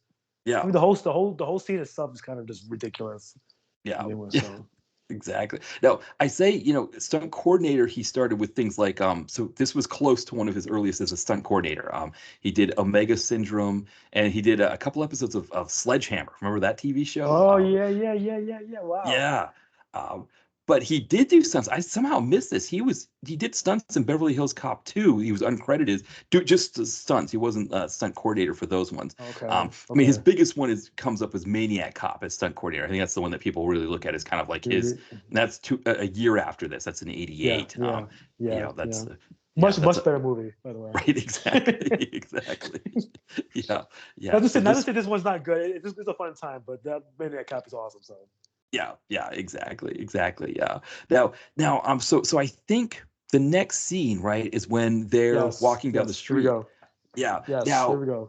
we've got him in his sweater. And it's got that little tag on the back that was popular at that time. We had an expression for them. It was a gay slur term, plus tag. Okay. Yeah, but the thing was like I remember I don't know if you were had friends who had sweaters or shirts with that little it was like a hook or like a loop in the back, and you could grab it with your finger. You could pull it, and so I Yeah, I see all the kids at the time had that. Yeah, yeah, that was a very popular thing that and yeah. so he's got that kind of sweater on. But yeah, he's walking down the street with his girlfriend, and there's Chip working on his car. I guess he got to give himself a job. Just randomly in the same street, like just hey, I'm here, Yeah, just fixing my car. right, exactly. And they start to get into it. They're kind of going back and forth, and uh, I'm trying to remember what precipitated Ricky killing him. If he's Well, I think because Chip was pretty much saying like how Jennifer was kind of like a loose right, girl, that she's not like as innocent as she seems to be. yeah, Like he's like he was with me, and she's gonna come back to me, and I was a better lover than you are, and right, like the macho thing came out. It was like naughty, I'm gonna kill you. So he grabs like the jumper cables and puts it in his mouth, yeah, which is and decides to electrocute him. yes. I It's don't know how that's possible, but hey, it worked. right. It was good. Because when you were on before, when we talked about Frankenhooker and kind of that Oh model yeah. work that Henry Lutter used to show the Uh-huh. model the prostitutes, the ladies of the night blowing up. Um, Yeah. this was kind of a similar thing where it was like definitely a model or definitely like a dummy or whatever. But the way it's like lighting up with the electricity is hilarious. Uh-huh. It's a fun this whole sequence is fun. It's like probably the most infamous sequence of 80s horror films. Like this whole thing is gold. Yeah, Um so yeah, so he kills Chip with the jumper cables. And then Jennifer gets upset with him. Like, how right. can you do that? Yeah. And then he looks at her, he's like naughty. She gulps really loud and says, uh-oh, tries to run away. He grabs the car antenna and strangles her with it.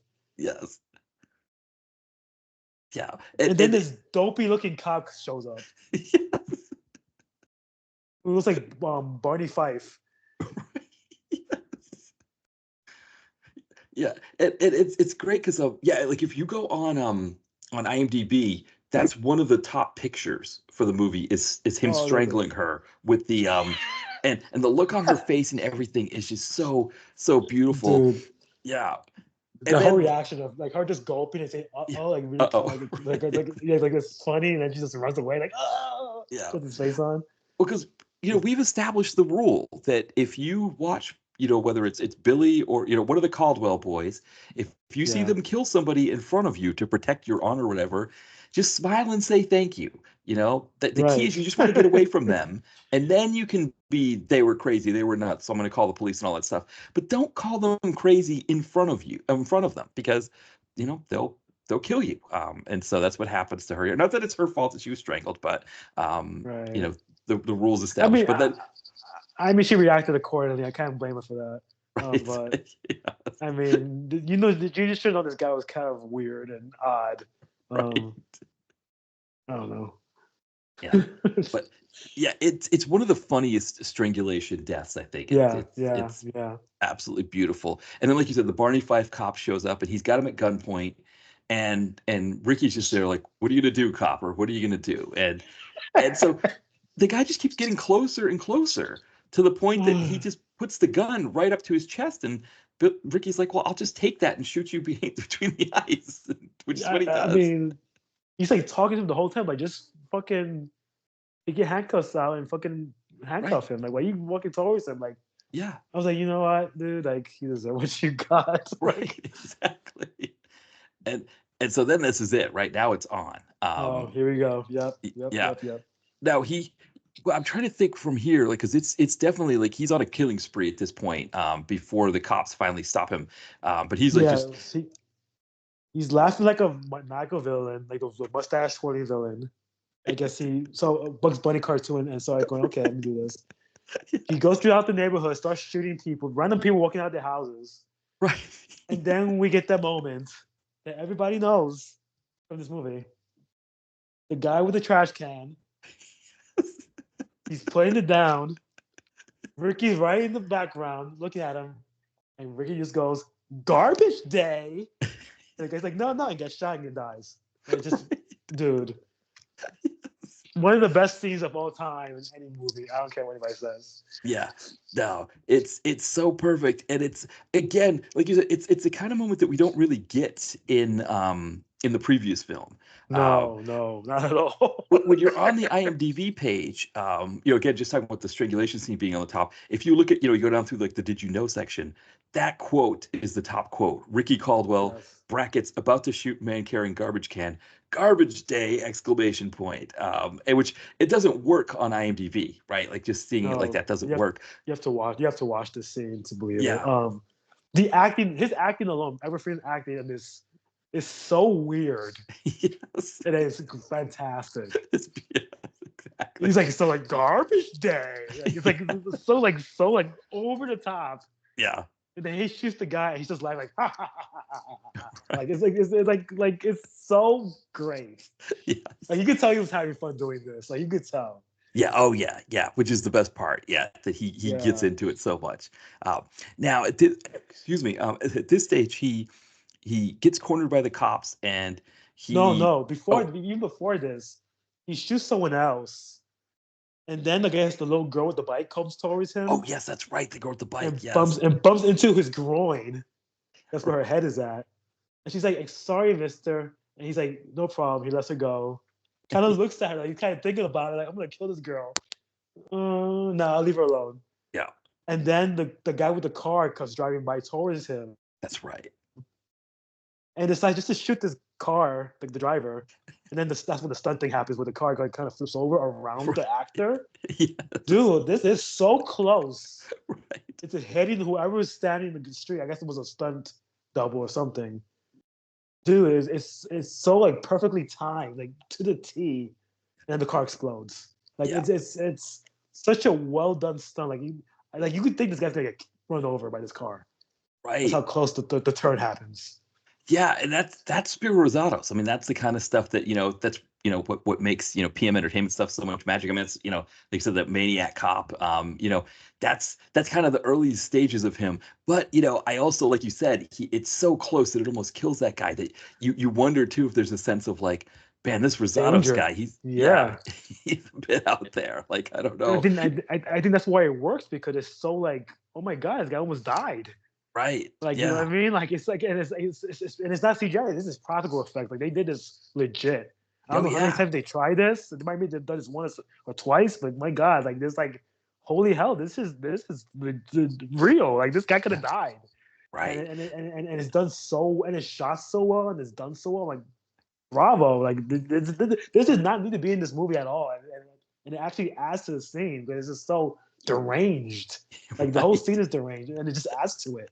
Like it's just like on top of another thing. Like there's like a Lego. You're building a Lego tower. Right. Let's keep adding stuff to this Tetris. It's like, well, Yes. why do we need this? Right. But it works, and it's cool. Yeah. No, it's a ton of fun. Like you said, it's like it's one of the most fun sequences in a horror movie. From the moment he electrocutes the to Chip to the point where he finally gets arrested, or I guess whether he finally gets arrested or the car flip and all that happens. It Yeah. is just yeah, it's absolutely fantastic stuff. And yeah, it's what kind of makes this movie, despite the fact that like a good chunk of it is the previous movie. It's like this stuff is a lot of fun. Like like it makes you want to wish like there was an actual movie to this movie. Right. What's the rest of the 40 minutes? Like this could have been awesome. Yeah. This sequence alone could have been the whole movie. Yeah. This guy just going on a rampage, doing crazy shit. Like I mean, Right. this is awesome. Like this whole like 10-minute, 15-minute sequence is just the best thing in this whole movie. Probably maybe the Yeah. best thing in the whole franchise, to be honest with you. Like this is Right. so well made. Exactly. And I mean that is again that is Spiro Rosatos getting kind of maybe that was part of it because again going back to the trivia on the film what they said was like I guess what they wanted to do is they wanted Eric Freeman as the mental patient, not to necessarily be Ricky the brother, but just to be like this like raving asylum inmate who was essentially Okay. telling the Silent Night, Deadly Night story. So that it's so that the first movie essentially that was Santa Claus killing people didn't really happen. That's what I guess they wanted to I, do. Um, I see. Okay. but then I guess what happened was then when they didn't have enough footage, that's when they started adding the flashback sequences, and Gotcha. then Okay. yeah, but I think they wanted to add they'd add these extra pieces in, and that's get someone like Spiro Rosatos and hey, you want to do something? All right, yeah, I'll flip this car over, and then I think they wrote in some of those kind of cutesy scenes like and I guess it kind of all culminates in that one sequence there.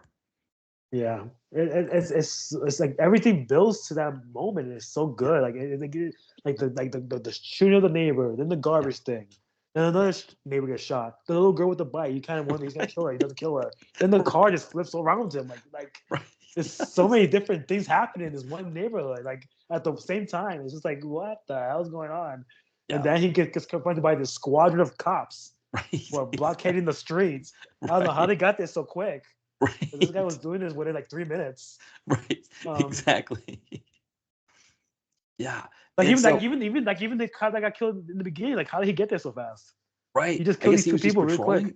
Yeah, I I don't know what that was. guess. Right, he just happened to be in the area. Yeah, Yeah. yeah. It's just kind of like you said. They're suddenly they just all swarm. I guess because if you go on a killing spree in the suburbs like that, yeah, the cops will be on you quicker. I don't know. Right. But But it yeah, works. yeah, exactly. Yeah, because it is. It's a whole lot of fun now. Now we know that there's one last loose end here. So we know he's back at the asylum, but we find out that he's No, no, talking to. wait, Oh, even before that, he's confronted by the cops, right? The oh blockade. yes, He tries to kill himself, right. and then there's no bullets. So I guess that's why he Was gets sent to the asylum. That's what I was wondering. Was he trying to kill himself, or was he just showing that the gun was empty, that he was out of bullets? No, he was trying to kill himself because when he did the empty shot, his eyes like got wide, Ah, okay, okay. like oh fuck, like Oh, I'm right. screwed. That makes sense. So then we flash back to him kind of finishing the story, and then like continue what you're saying, like the guy, like the doctor was whatever. Yeah, that he was strangled with his Right, recording tapes. He was using a right. reel-to-reel tape to record him, and he strangles him. And then the orderly who had insisted on being there, Uh um, huh. he's outside the door, and he gets ambushed by Ricky, and so that's it. Ricky's on the loose now, and I want to say this, like we don't see that the ambush happened, him escaping the asylum, but the sound design of this, like people screaming and going, oh my god, yeah, like this guy just one person. What did he had no weapon. right, Like how did he escape with the people with these like they have like yeah. batons or something? Like how did he escape? Yeah, I guess at a certain point they were just like, okay, let him go. We don't want to deal with him. I I don't mean, know. yeah, because like he comes out of it like not bruised, not doesn't seem Yeah, like he was in a fight. He seems to seem like no, he just walked out of there. yeah, Yeah, he just escapes, and he gets himself a Santa Claus outfit. Yeah, And of oh no, no, no, course. how he gets the Santa Claus outfit. That's right. Now this is another Salvation person. Army. Yes, I want to say this might have been one of the screenwriters. So Lee Harry was the director. I think he was also a Uh-huh. screenwriter. I think it was one of the Yeah. screenwriters or one of the producers was the Salvation Army Santa who gets killed Okay. by Ricky. Just like he was in the movie. Yeah, exactly. Yeah. Yeah. And Okay. so he gets killed by Ricky. Ricky now takes, which again, this suit is completely clean. There's no blood Right. on it when he's wearing it. Well, it Um, was red already, so I that's a good mean, point. I- he probably hide the blood. It's fine. Exactly. Now the other thing that's interesting is I think to your point about the previous movie where killing a nun might have been seen as too rough, and so they didn't do it. But this movie, they're going to do it. Right. Her address is 666, her street number, her house number. So, and then I guess like the scars on her face are supposed to be more like demonic possession almost. So we're supposed to get the sense that if she's a nun, she's like an evil demonic nun, and so that if Ricky kills her, it's okay. There's a lot going on before this because, like, yeah, he gets the Santa suit. Yeah, Now, I guess we go back to the asylum where the cops are kind of investigating. Like, they right. pretty much putting the doctor on a stretcher in the body bag. Yeah. There's another young nun there. Yes. And I guess they realize that he's going to go see Mother Superiors to kind of finish it off. And I he's like, think oh, no. He's like, I oh, don't worry. He's going to be trouble to find her. right And it's exactly. like, he knows her phone number. He just called her and said, hey, I'm coming to get you. Right, Merry exactly. Christmas. Yes. Like what?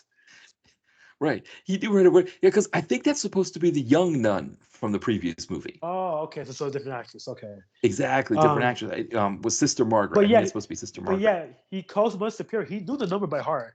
Yes. I don't know how long he's been out of that asylum, the orphanage, like 8 years. Like, come Right. on.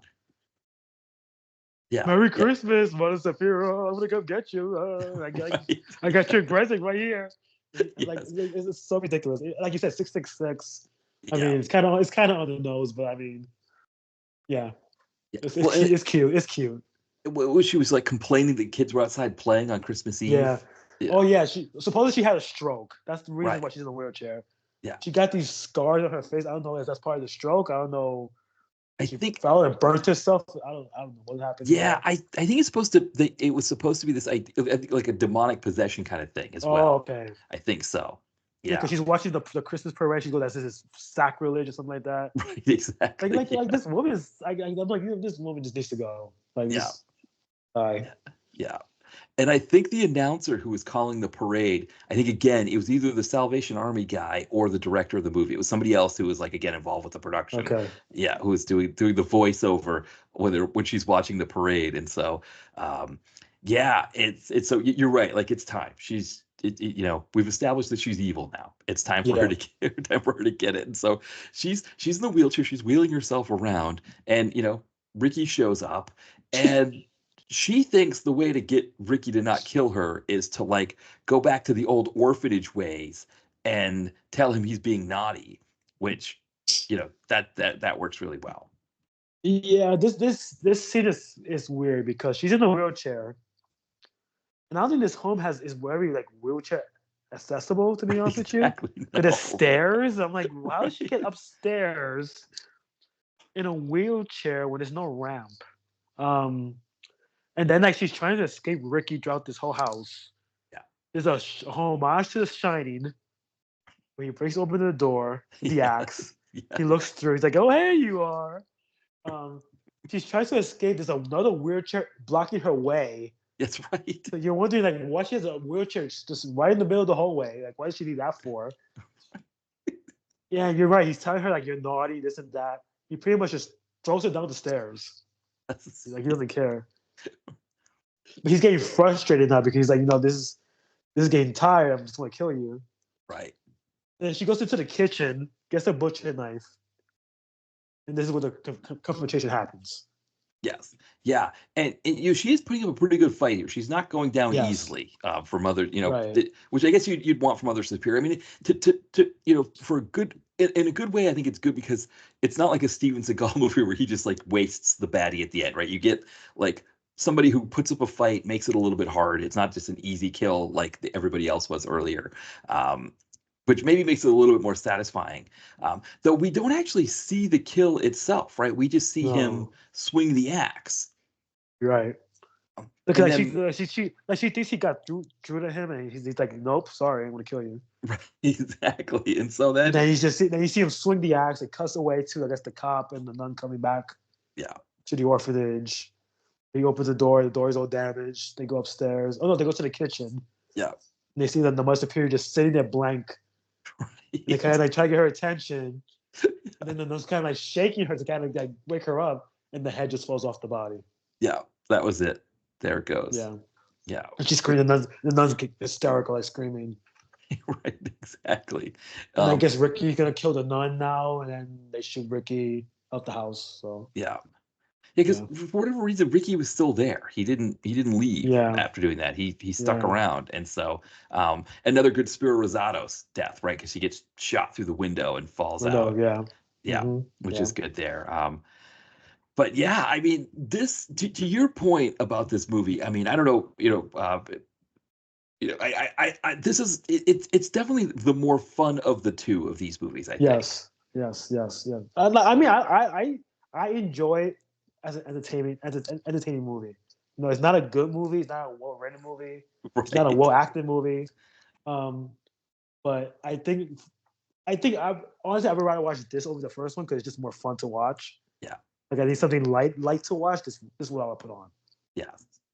Yeah. And I think even, I think with the first movie, and the first movie, you really have to have certain company with you to be able to watch it if it's like a group setting, because it is so dark. I mean, the Yeah. murder Yeah. of the parents is a very dark. I mean, even before that, when the poor kid is like left alone with With the his grandpa. grandfather, I mean, Yeah. that's a scary, Yeah. creepy scene. And then, Mother Superior's creepy. It's not until finally he gets into working at the toy store where it's not as creepy and it gets to be kind of a more fun slasher, but it's a dark movie. And this movie, unfortunately, because it has so many of the flashbacks that are dark things, but they aren't because they're flashbacks. We don't get as much of them, but I mean, I don't know. We get pretty much most of that murder sequence in the beginning of the film, which is pretty rough. And we do get a Oh, few of those like dark, Ricky like trying to hide away from Mother Superior and not get attacked. We get that in this a little bit, but it's a little bit toned down compared to what is in the first movie. yeah, it's very jarring because I feel like you don't have to watch the first film. You can just watch this one and you get everything you need to know about the first Yes. film. But yeah, it's like the first half of this movie is very much because of those flashbacks. It's very like dark, Yeah. serious tone. Then we get to the second half. It's like a comedy. So it's Yeah. like it's weird. It's a weird mix. I don't know what they were going for with this movie. All I can say is that I enjoy watching it as entertainment. Like I don't think it's like gonna win any awards or anything like that. But I think the second half has a lot of good scenes in it. Like that, like we said, the whole garbage day sequence is just amazingly done. I think that's why it's such a classic today. Yeah. It just works. Like it's so stupid, but it's like it matches the tone of what that second half is. Yeah. Yeah, it's a fascinating because when you think of like Christmas horror movies, the Elves is one that like Mitch from the Video Vacuum. That's the kind of he always Oh champions that one, and it's a yeah, fascinating one, right? It's another Nazi elf creations that yeah, and Dan Haggerty is Santa Claus. So that was kind of a ridiculous one, but this one is right there with it. I think this is it's a fun movie that you can watch on for Christmas, especially if you're a horror fan, and probably if you're a horror fan, you already know this movie, you've already seen it, but it is kind of a right. fun like kind of Christmas tradition kind of movie. Yeah, I mean, honestly, it doesn't feel that Christmassy to be honest this year. But yeah, I mean, if you're gonna watch one of these, like one of the first two, you might as well watch this one because you get both in one movie. Exactly. You might as well save yourself 40 minutes. I mean, and I will say that there's 5 films in this franchise, not excluding the remakes that are coming out. Mhm. Um, I think this is probably the last good one until the fifth one, which is the one with Mickey Rooney, the toy maker. Um, because 3 and 4 are not good. Um, not even in a fun way, they're not good. But yeah, I feel like this one is like of the 5, this is the most fun one to watch. Yeah. if you want something like dark, but you also want something funny, this is the one to pick. Yeah, I agree. I agree. I think it's yeah, it is. I haven't seen the other three in forever. It's been Yeah, a long time. I probably should get yeah, I should have probably done them on the site a long time ago because they are all direct to video and in that kind of that classic late 80s early 90s period of direct to video. And so mhm. I probably always should have done them, and they're all on Tubi now. The only one that's not on Tubi is the first one, Silent Night, Deadly Night, but all the rest of them are on Tubi. It's sort of strange that the first one's not streaming anywhere. Yeah, I It's found so it weird. on the I mean you can rent it. You can rent it on Prime or on cable, but I actually found it on Right. Internet Archive. They had a VHS rip, and so Oh, they have it. Okay. it was kind of I have the fun. Blu-ray, so it doesn't matter to me. No, right, you've got it. Yeah, yeah. The VHS rip was kind of fun because it was a little bit because it had the VHS quality to it, so it was a little bit more Mhm. nostalgic than watching the Right, right, this one. right. Now you were saying you watched this one on high def or on your 4K TV. Yeah, I just recently bought a 4K for Black Friday, and I watched this on Prime because we had it. And it just was so like weird looking at this because it was like one, it was like very like clear, so it doesn't look like an '80s film at all. Yeah. And then it's like it looks like it's shot on video, so it doesn't look like you watch a film and it's like a film like it's like actual like film footage. You use like actual like film camera and stuff like that. This looks like it's something was took a camcorder and just shot the movie. So it looks like very digital. But the way people are moving, like the stunt scene itself looks very like realistic. It's just like it was like very like whoa, like this is like what is this movie like and I noticed that for like a lot of movies I watched. I watched what did I watch recently that was older? Um, I can't remember, but it was like I was like my eyes just widened. Like what the hell is this? Like it's oh no, yeah, I watched the documentary on Max about Yacht Rock like Oh, you this watched the last Outlook one? weekend. Yes, I saw that one too. Yeah, Yes, yeah, so there's a scene where they talk about Toto and Toto worked on Thriller, the album. right, So they showed a clip of the Thriller video, and it was in 4K. right. My God, I was like, what? Like I just like was like watching it brand new. I bet. Like it was so amazing Yeah, the way it looked. Like it was so smooth the way the choreography was. Like what is like a different world? A different yes, world. It's yes. amazing. So like watching this movie for the first time in 4K, it was a 4K clip. It was regular HD, but like they the 4K upgrades it. It was like totally different viewing experience. Like it was amazing. Yeah. No, that's my only experience with 4K was in 2023 I was my work had to be in Boston and my manager who booked our hotels she ended up booking with in a fancier hotel than she'd intended. It was kind of like one of the things where it was last minute and so she waited too long to book them so we ended up getting these nicer ones and they had a 4K TV and I was watching a movie called Weaponized. It was like a Okay. Tom Sizemore movie, because he just passed away. So I wanted to review Hmm. something. So while I was, in the hotel before I had to go back to work the next day, I'm watching this Tom Sizemore movie. And it was the same kind of feeling. I was like, are they filming this on a camcorder? Like, what am I Yeah, watching here? Yeah, I just it's wasn't used so to it. weird. Yeah, It's so weird. Like I was like, no, yeah, I'm going on like different like streaming apps. And then you see like the trailers to play before you click into the film, yeah, and you see the trailers. It's like, what is this? right. It's like like Netflix. I go on Netflix. There's one movie that I put on Netflix. I think it was Faster, the normal Dwayne Johnson, Oh, and yes, they show like the clip of the movie, and it was like, what is this? right. Just the way it looks. Just the way the way that the camera is and tilting, the way people are moving, the transitions, like what is going on? Like what Yeah, technology is this? This is mind boggling. Like the way it looks so good. Like, but I also feel like it's maybe a little too polished at the hmm same time. Like I feel like I wish it was more like grain to the film, but it looked like a totally brand new thing. It was like wow. now I'm excited to watch these different movies now. Like what the hell? Like let me see what they look like now in the Yeah, 4K world because they have to look totally different. Like I just got the it new Trick or Treat Blu-ray. Wonder what that looks like in 4K.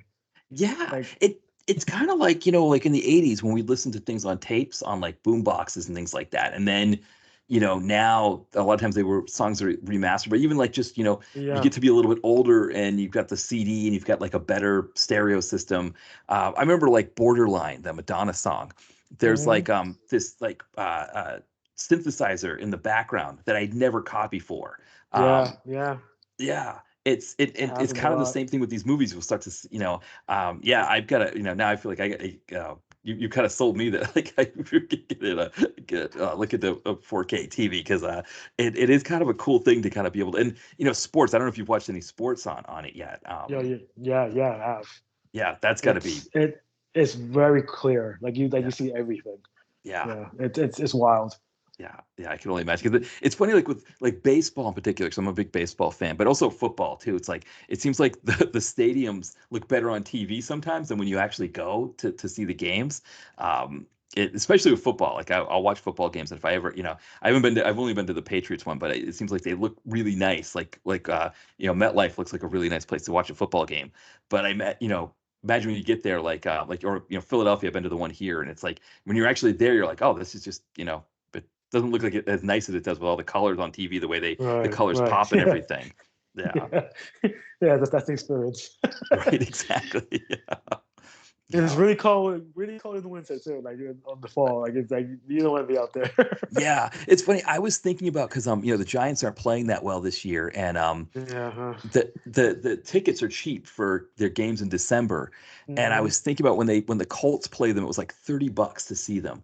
Um, but the thing is, it was like the last weekend of December, and they didn't even have a date because they don't know if it's going to be Saturday or Sunday. Oh, Um, okay. and I was just thinking, I was like, okay, for me to do this, like to be able to afford it, I'd probably have to get the train to Penn Station, whatever. I'd probably have to get like the bus that they have that goes from Port Authority to MetLife. And then I'm sitting there in the freezing cold. It's like, Yeah. yeah, it's like, boy, it's yes, you'd be able to say I was there in the stadium could be really cool, but like, yeah, how long am I gonna last there? Yeah. I went there once a long time ago, Yeah, like a few years ago. It was like it was too much. yeah, You gotta be all bundled up. You gotta wear your gloves and yeah, your cap and all that stuff. Like it's a lot. yeah. So I always tell this story about 2 years ago the Eagles were in the playoffs and their games were about $1,000 to go see the playoff mm, games for like the wow. cheap seats. And the Flyers, the hockey team, where they were playing the Maple Leafs that night. My buddy I had tickets, and the Flyers game started around the same time that halftime was of the football game. So I was coming out of the subway because all the sports teams play in the same area here in Philly. I was coming out of the subway to go meet my buddy, and I see this trail of people coming from the Eagles Stadium, the Lincoln Financial Field. They all had like hoodies on and things like that. And as they got closer, I realized what was going on. These people didn't dress. The game was like it was like 34 degrees when the game was being played. These people, because a lot of them were in the suburbs, they're used to going from car to the building and stuff like Right. that. Yeah. They don't know how warm you have to be able to sit in a stadium for all that time. And Yeah. so it Yeah. was like these people $1,000, $2,000, whatever they paid for their tickets, they had to leave in the middle of the game because they were too cold. It's insane. Yeah, Like yeah, like but yeah, I feel like all these like northeast stadiums have roofs. right, I don't know right. why they're open air at all. Because it Well, makes no sense. they want the advantage, because the Patriots they had those, or the Giants, another one, that would have that advantage. They go with the Giants, right, with those great defensive teams in the '90s and the late Yeah. '80s into the '90s. They had that advantage when it was cold out that nobody wanted to play them. Right. Right. Right. Especially Dallas, right? Dallas would have to come from because they were the same division. Yeah, so that's probably I think that's a big part of it. But you're right. It's like from an experience standpoint, it's like yeah, it's rough. I did one NFL game like that with my brother, and we had like all these different like my dad gave us like all these like layers for when he goes hunting and stuff. It was like these big huge coats and stuff, and even then it was like because if you're just standing there, you're gonna get cold. Yeah. So Yeah. Not even thermal help. The wind and the yeah, chill, all that stuff. That's gonna affect you. You're gonna get frostbite, all that shit. yeah, yeah. Yeah. It's You're gonna either have to go inside for a bit and watch it on the screen, or right. Yeah. go back home. Right. Well, that was the thing is like you go to the bathroom and it's like, oh, okay, I get a break from this. I remember my brother got us Bud Lights. I mean, they come in those metal bottles now, and it's like they would God, no. freeze. It was Yeah. just yeah, can't do it. No. That's, yeah. Yeah. Not a good idea. Unless you're No. a real fan, Yeah. do it. But if you're just gonna go for an experience, I would just watch it on TV. No, exactly. No, I think you're exactly right. It's one of Or you those want to things go like to MetLife go in the summer for a concert, right? right, I mean, that's. exactly, exactly. I Yes. mean, yeah, No, no. Well, because it's part of it is to be able to like mark the team off the list. Like, oh, I saw the Giants play. I yeah, saw that, yeah. because that's the other thing too. Because the Giants and the Jets play, so it's like when I have to go back at some point too to see the Jet. Say I saw the Jets too. It's like yeah. So yeah, but it is one of those things where it's like yeah, like you're saying, it's like yeah, when you're December in the 30s when it's below freezing like that, and it's colder up there. Like I saw a Mets game in Hmm. September, and it was like 70, normally like everywhere else, but where I was sitting in the cheap seats, it was like 50 or 55, and so Yeah, yeah. yeah, it definitely gets colder there. So yeah, well, I guess speaking of cold, I guess we're Christmas movie here. Freddie, any last thoughts on Silent Night, Deadly Night 2? Um, it's not for everybody, but if you're looking for, I guess, a Christmas horror film that has both a dark slasher element to it plus a comedic, silly element to it with a fantastic sequence near the end, definitely watch this. It's streaming on a lot of places right now. Yeah. I think Prime. You said Tubi has it. Yeah, and then I know a lot of horror fans I with think so. AMC I think Plus. so. I think it's on Shutter. Yeah. Yeah, So yeah, I mean, yeah, you could definitely find this on multiple things, and I think it's worth if you can't find the first one right now, so might as well watch the second one. exactly. And Yeah, you get enough you of the get first both one. films in one. Yeah, you get both films in one. So Yeah, it's yeah, just a fun time. It's just a fun time. You watch, bring your friends, popcorn, beer. You get a kick out of it. I mean, it's 89 minutes. I mean, it's really short. yeah, exactly. And like I said, most of it's the credits, and so unless you're me Yeah, and you stick around because you want to see if Spiro Rosados is the Sun you're Guy or right. something like that, like for the most part, you're not sticking around and watching the credits. And so, yeah, and I think it's kind of a fun way to do a Christmas party as well. You can kind of do a unique Hmm. kind of Christmas party with a movie like this. A lot of memorable dialogue. Yeah, The garbage day itself is just classic. I mean, I think everybody knows that if you didn't see the movie, but at least you know that line, garbage day. Oh, that's what this is from. Okay, yeah, I'll check this out. So right. yeah, I mean, right there, I would recommend this for Christmas. I don't think this is a bad movie at all. It's not good. I mean, in terms of acting and direction and stuff like that, but it's just a fun time. Yeah, no, I totally It's something, agree. it's something and for Christmas, that's what you want. You don't want anything that's gonna make you think. To be honest with you. Exactly. No. This is, for people that want a mindless Christmas movie but don't want to do a Hallmark movie, this is a Right. great one to Yeah. go for. Yeah. I think this would be a good feature with this and Jack Frost. I think would be good double feature. Oh, that's a good combination. Yeah, I didn't even think of that. That's a good one to go with it. Yeah, I was thinking, Yeah. yeah, that one. Santa's Sleigh is another one that I was There's with Bill another good one. Goldberg. Yeah. Yeah, Uh, that's a great one. That's a great movie. yeah. I think That's I on my always wish love about list. that one is that they've like the whole cast is Jewish, and so Hmm. and especially like Bill Goldberg's like this practicing Jew who like it doesn't celebrate Christmas or anything like that, and so yeah, it's funny he has a lot more personality in Santa's Sleigh than he did in the WCW as Goldberg, I think. I think that's his best role, to be honest with you. Yes, exactly. Like I'm not a big Goldberg fan, but I watched that movie. I like that whole opening dinner sequence at the beginning is Yes, just awesome. yes, With Fran yeah, Drescher and James Caan, right. and Chris Kattan. It's Chris just great. It's Kattan, great. yeah. Yeah, That's it's great. beautiful. It's beautiful. That's a good triple feature actually, right? Santa Sleigh, Yeah. Jack Frost in this film. And You can't go and wrong. those short movies, you probably could watch Yeah, those within 5 hours. To be honest with you. exactly. Yeah, you start your dinner party at 4, 5. Have some hors d'oeuvres or whatever. Have dinner. Some yeah. By midnight, you're gonna be Yeah, good to go. good. Yeah. Yeah. All right. Well, Freddie, anything you want to plug while we're still here? Nothing's really going on right now. I mean, the blog is still up, fullmoonreviews.net. I'm starting to put stuff back on that site. 2025 is going to be a bigger year. I'm going to start reviewing more again. I have a podcast plan for 2025, which I do not want to talk about yet. I want to jinx it. Um, but that should be fun. I'm excited about doing that. Um, my letterbox is Fred the Wolf. It's one word. You want to check me out there. Same with Blue Sky Fred the Wolf at bsky.social. But yeah, other than Christmas and New Year's, I'm glad this year is over because this year has not been the greatest year for anybody. I don't think. No, it's yeah, um, it's been I agree with you there too. I think it's it was I don't know if tear off the band-aid is the way to think of it. Like just okay, like okay, now we can kind of just all let's, move let's prepare for the next 4 years because the next 4 years is going to be very interesting. I think that's the one I'm going to exactly. use. Interesting. Yeah. Yeah, no, I agree. I agree. It was kind of one of those things like we're on the other side of the election, and now it's like, okay, let's just, like you said, kind of Yeah. get this year, the rest of this over with, get through Yeah. Christmas and all of that, and Let's move start. on. Yeah, exactly, exactly. It's time. It's time. It's time to live our lives again. I Yeah, don't care what you do, as long as you're not doing what Ricky does in this movie. I don't care how you right, live your life. So go exactly. right ahead. That's the perfect way to put it. Exactly. Yeah. We'll wrap things up here. Thanks again, Freddie, for coming on. This was a lot of fun. It was a lot of fun too. I'm glad to be here. Happy holidays to everyone listening. Happy holidays to you, and hope to be back on this show in 2025. Absolutely, yeah. We'll play it. I know. I was saying we're good to have you over Godfrey Help. Maybe, like you said, maybe we'll think about one of those collaboration or those mashup movies he did in honor of this film. I'm totally down for that. All right, excellent. Well, happy holidays as well. Thank you again for coming on, and thank you everyone for listening. We'll be back soon. Bye, everyone.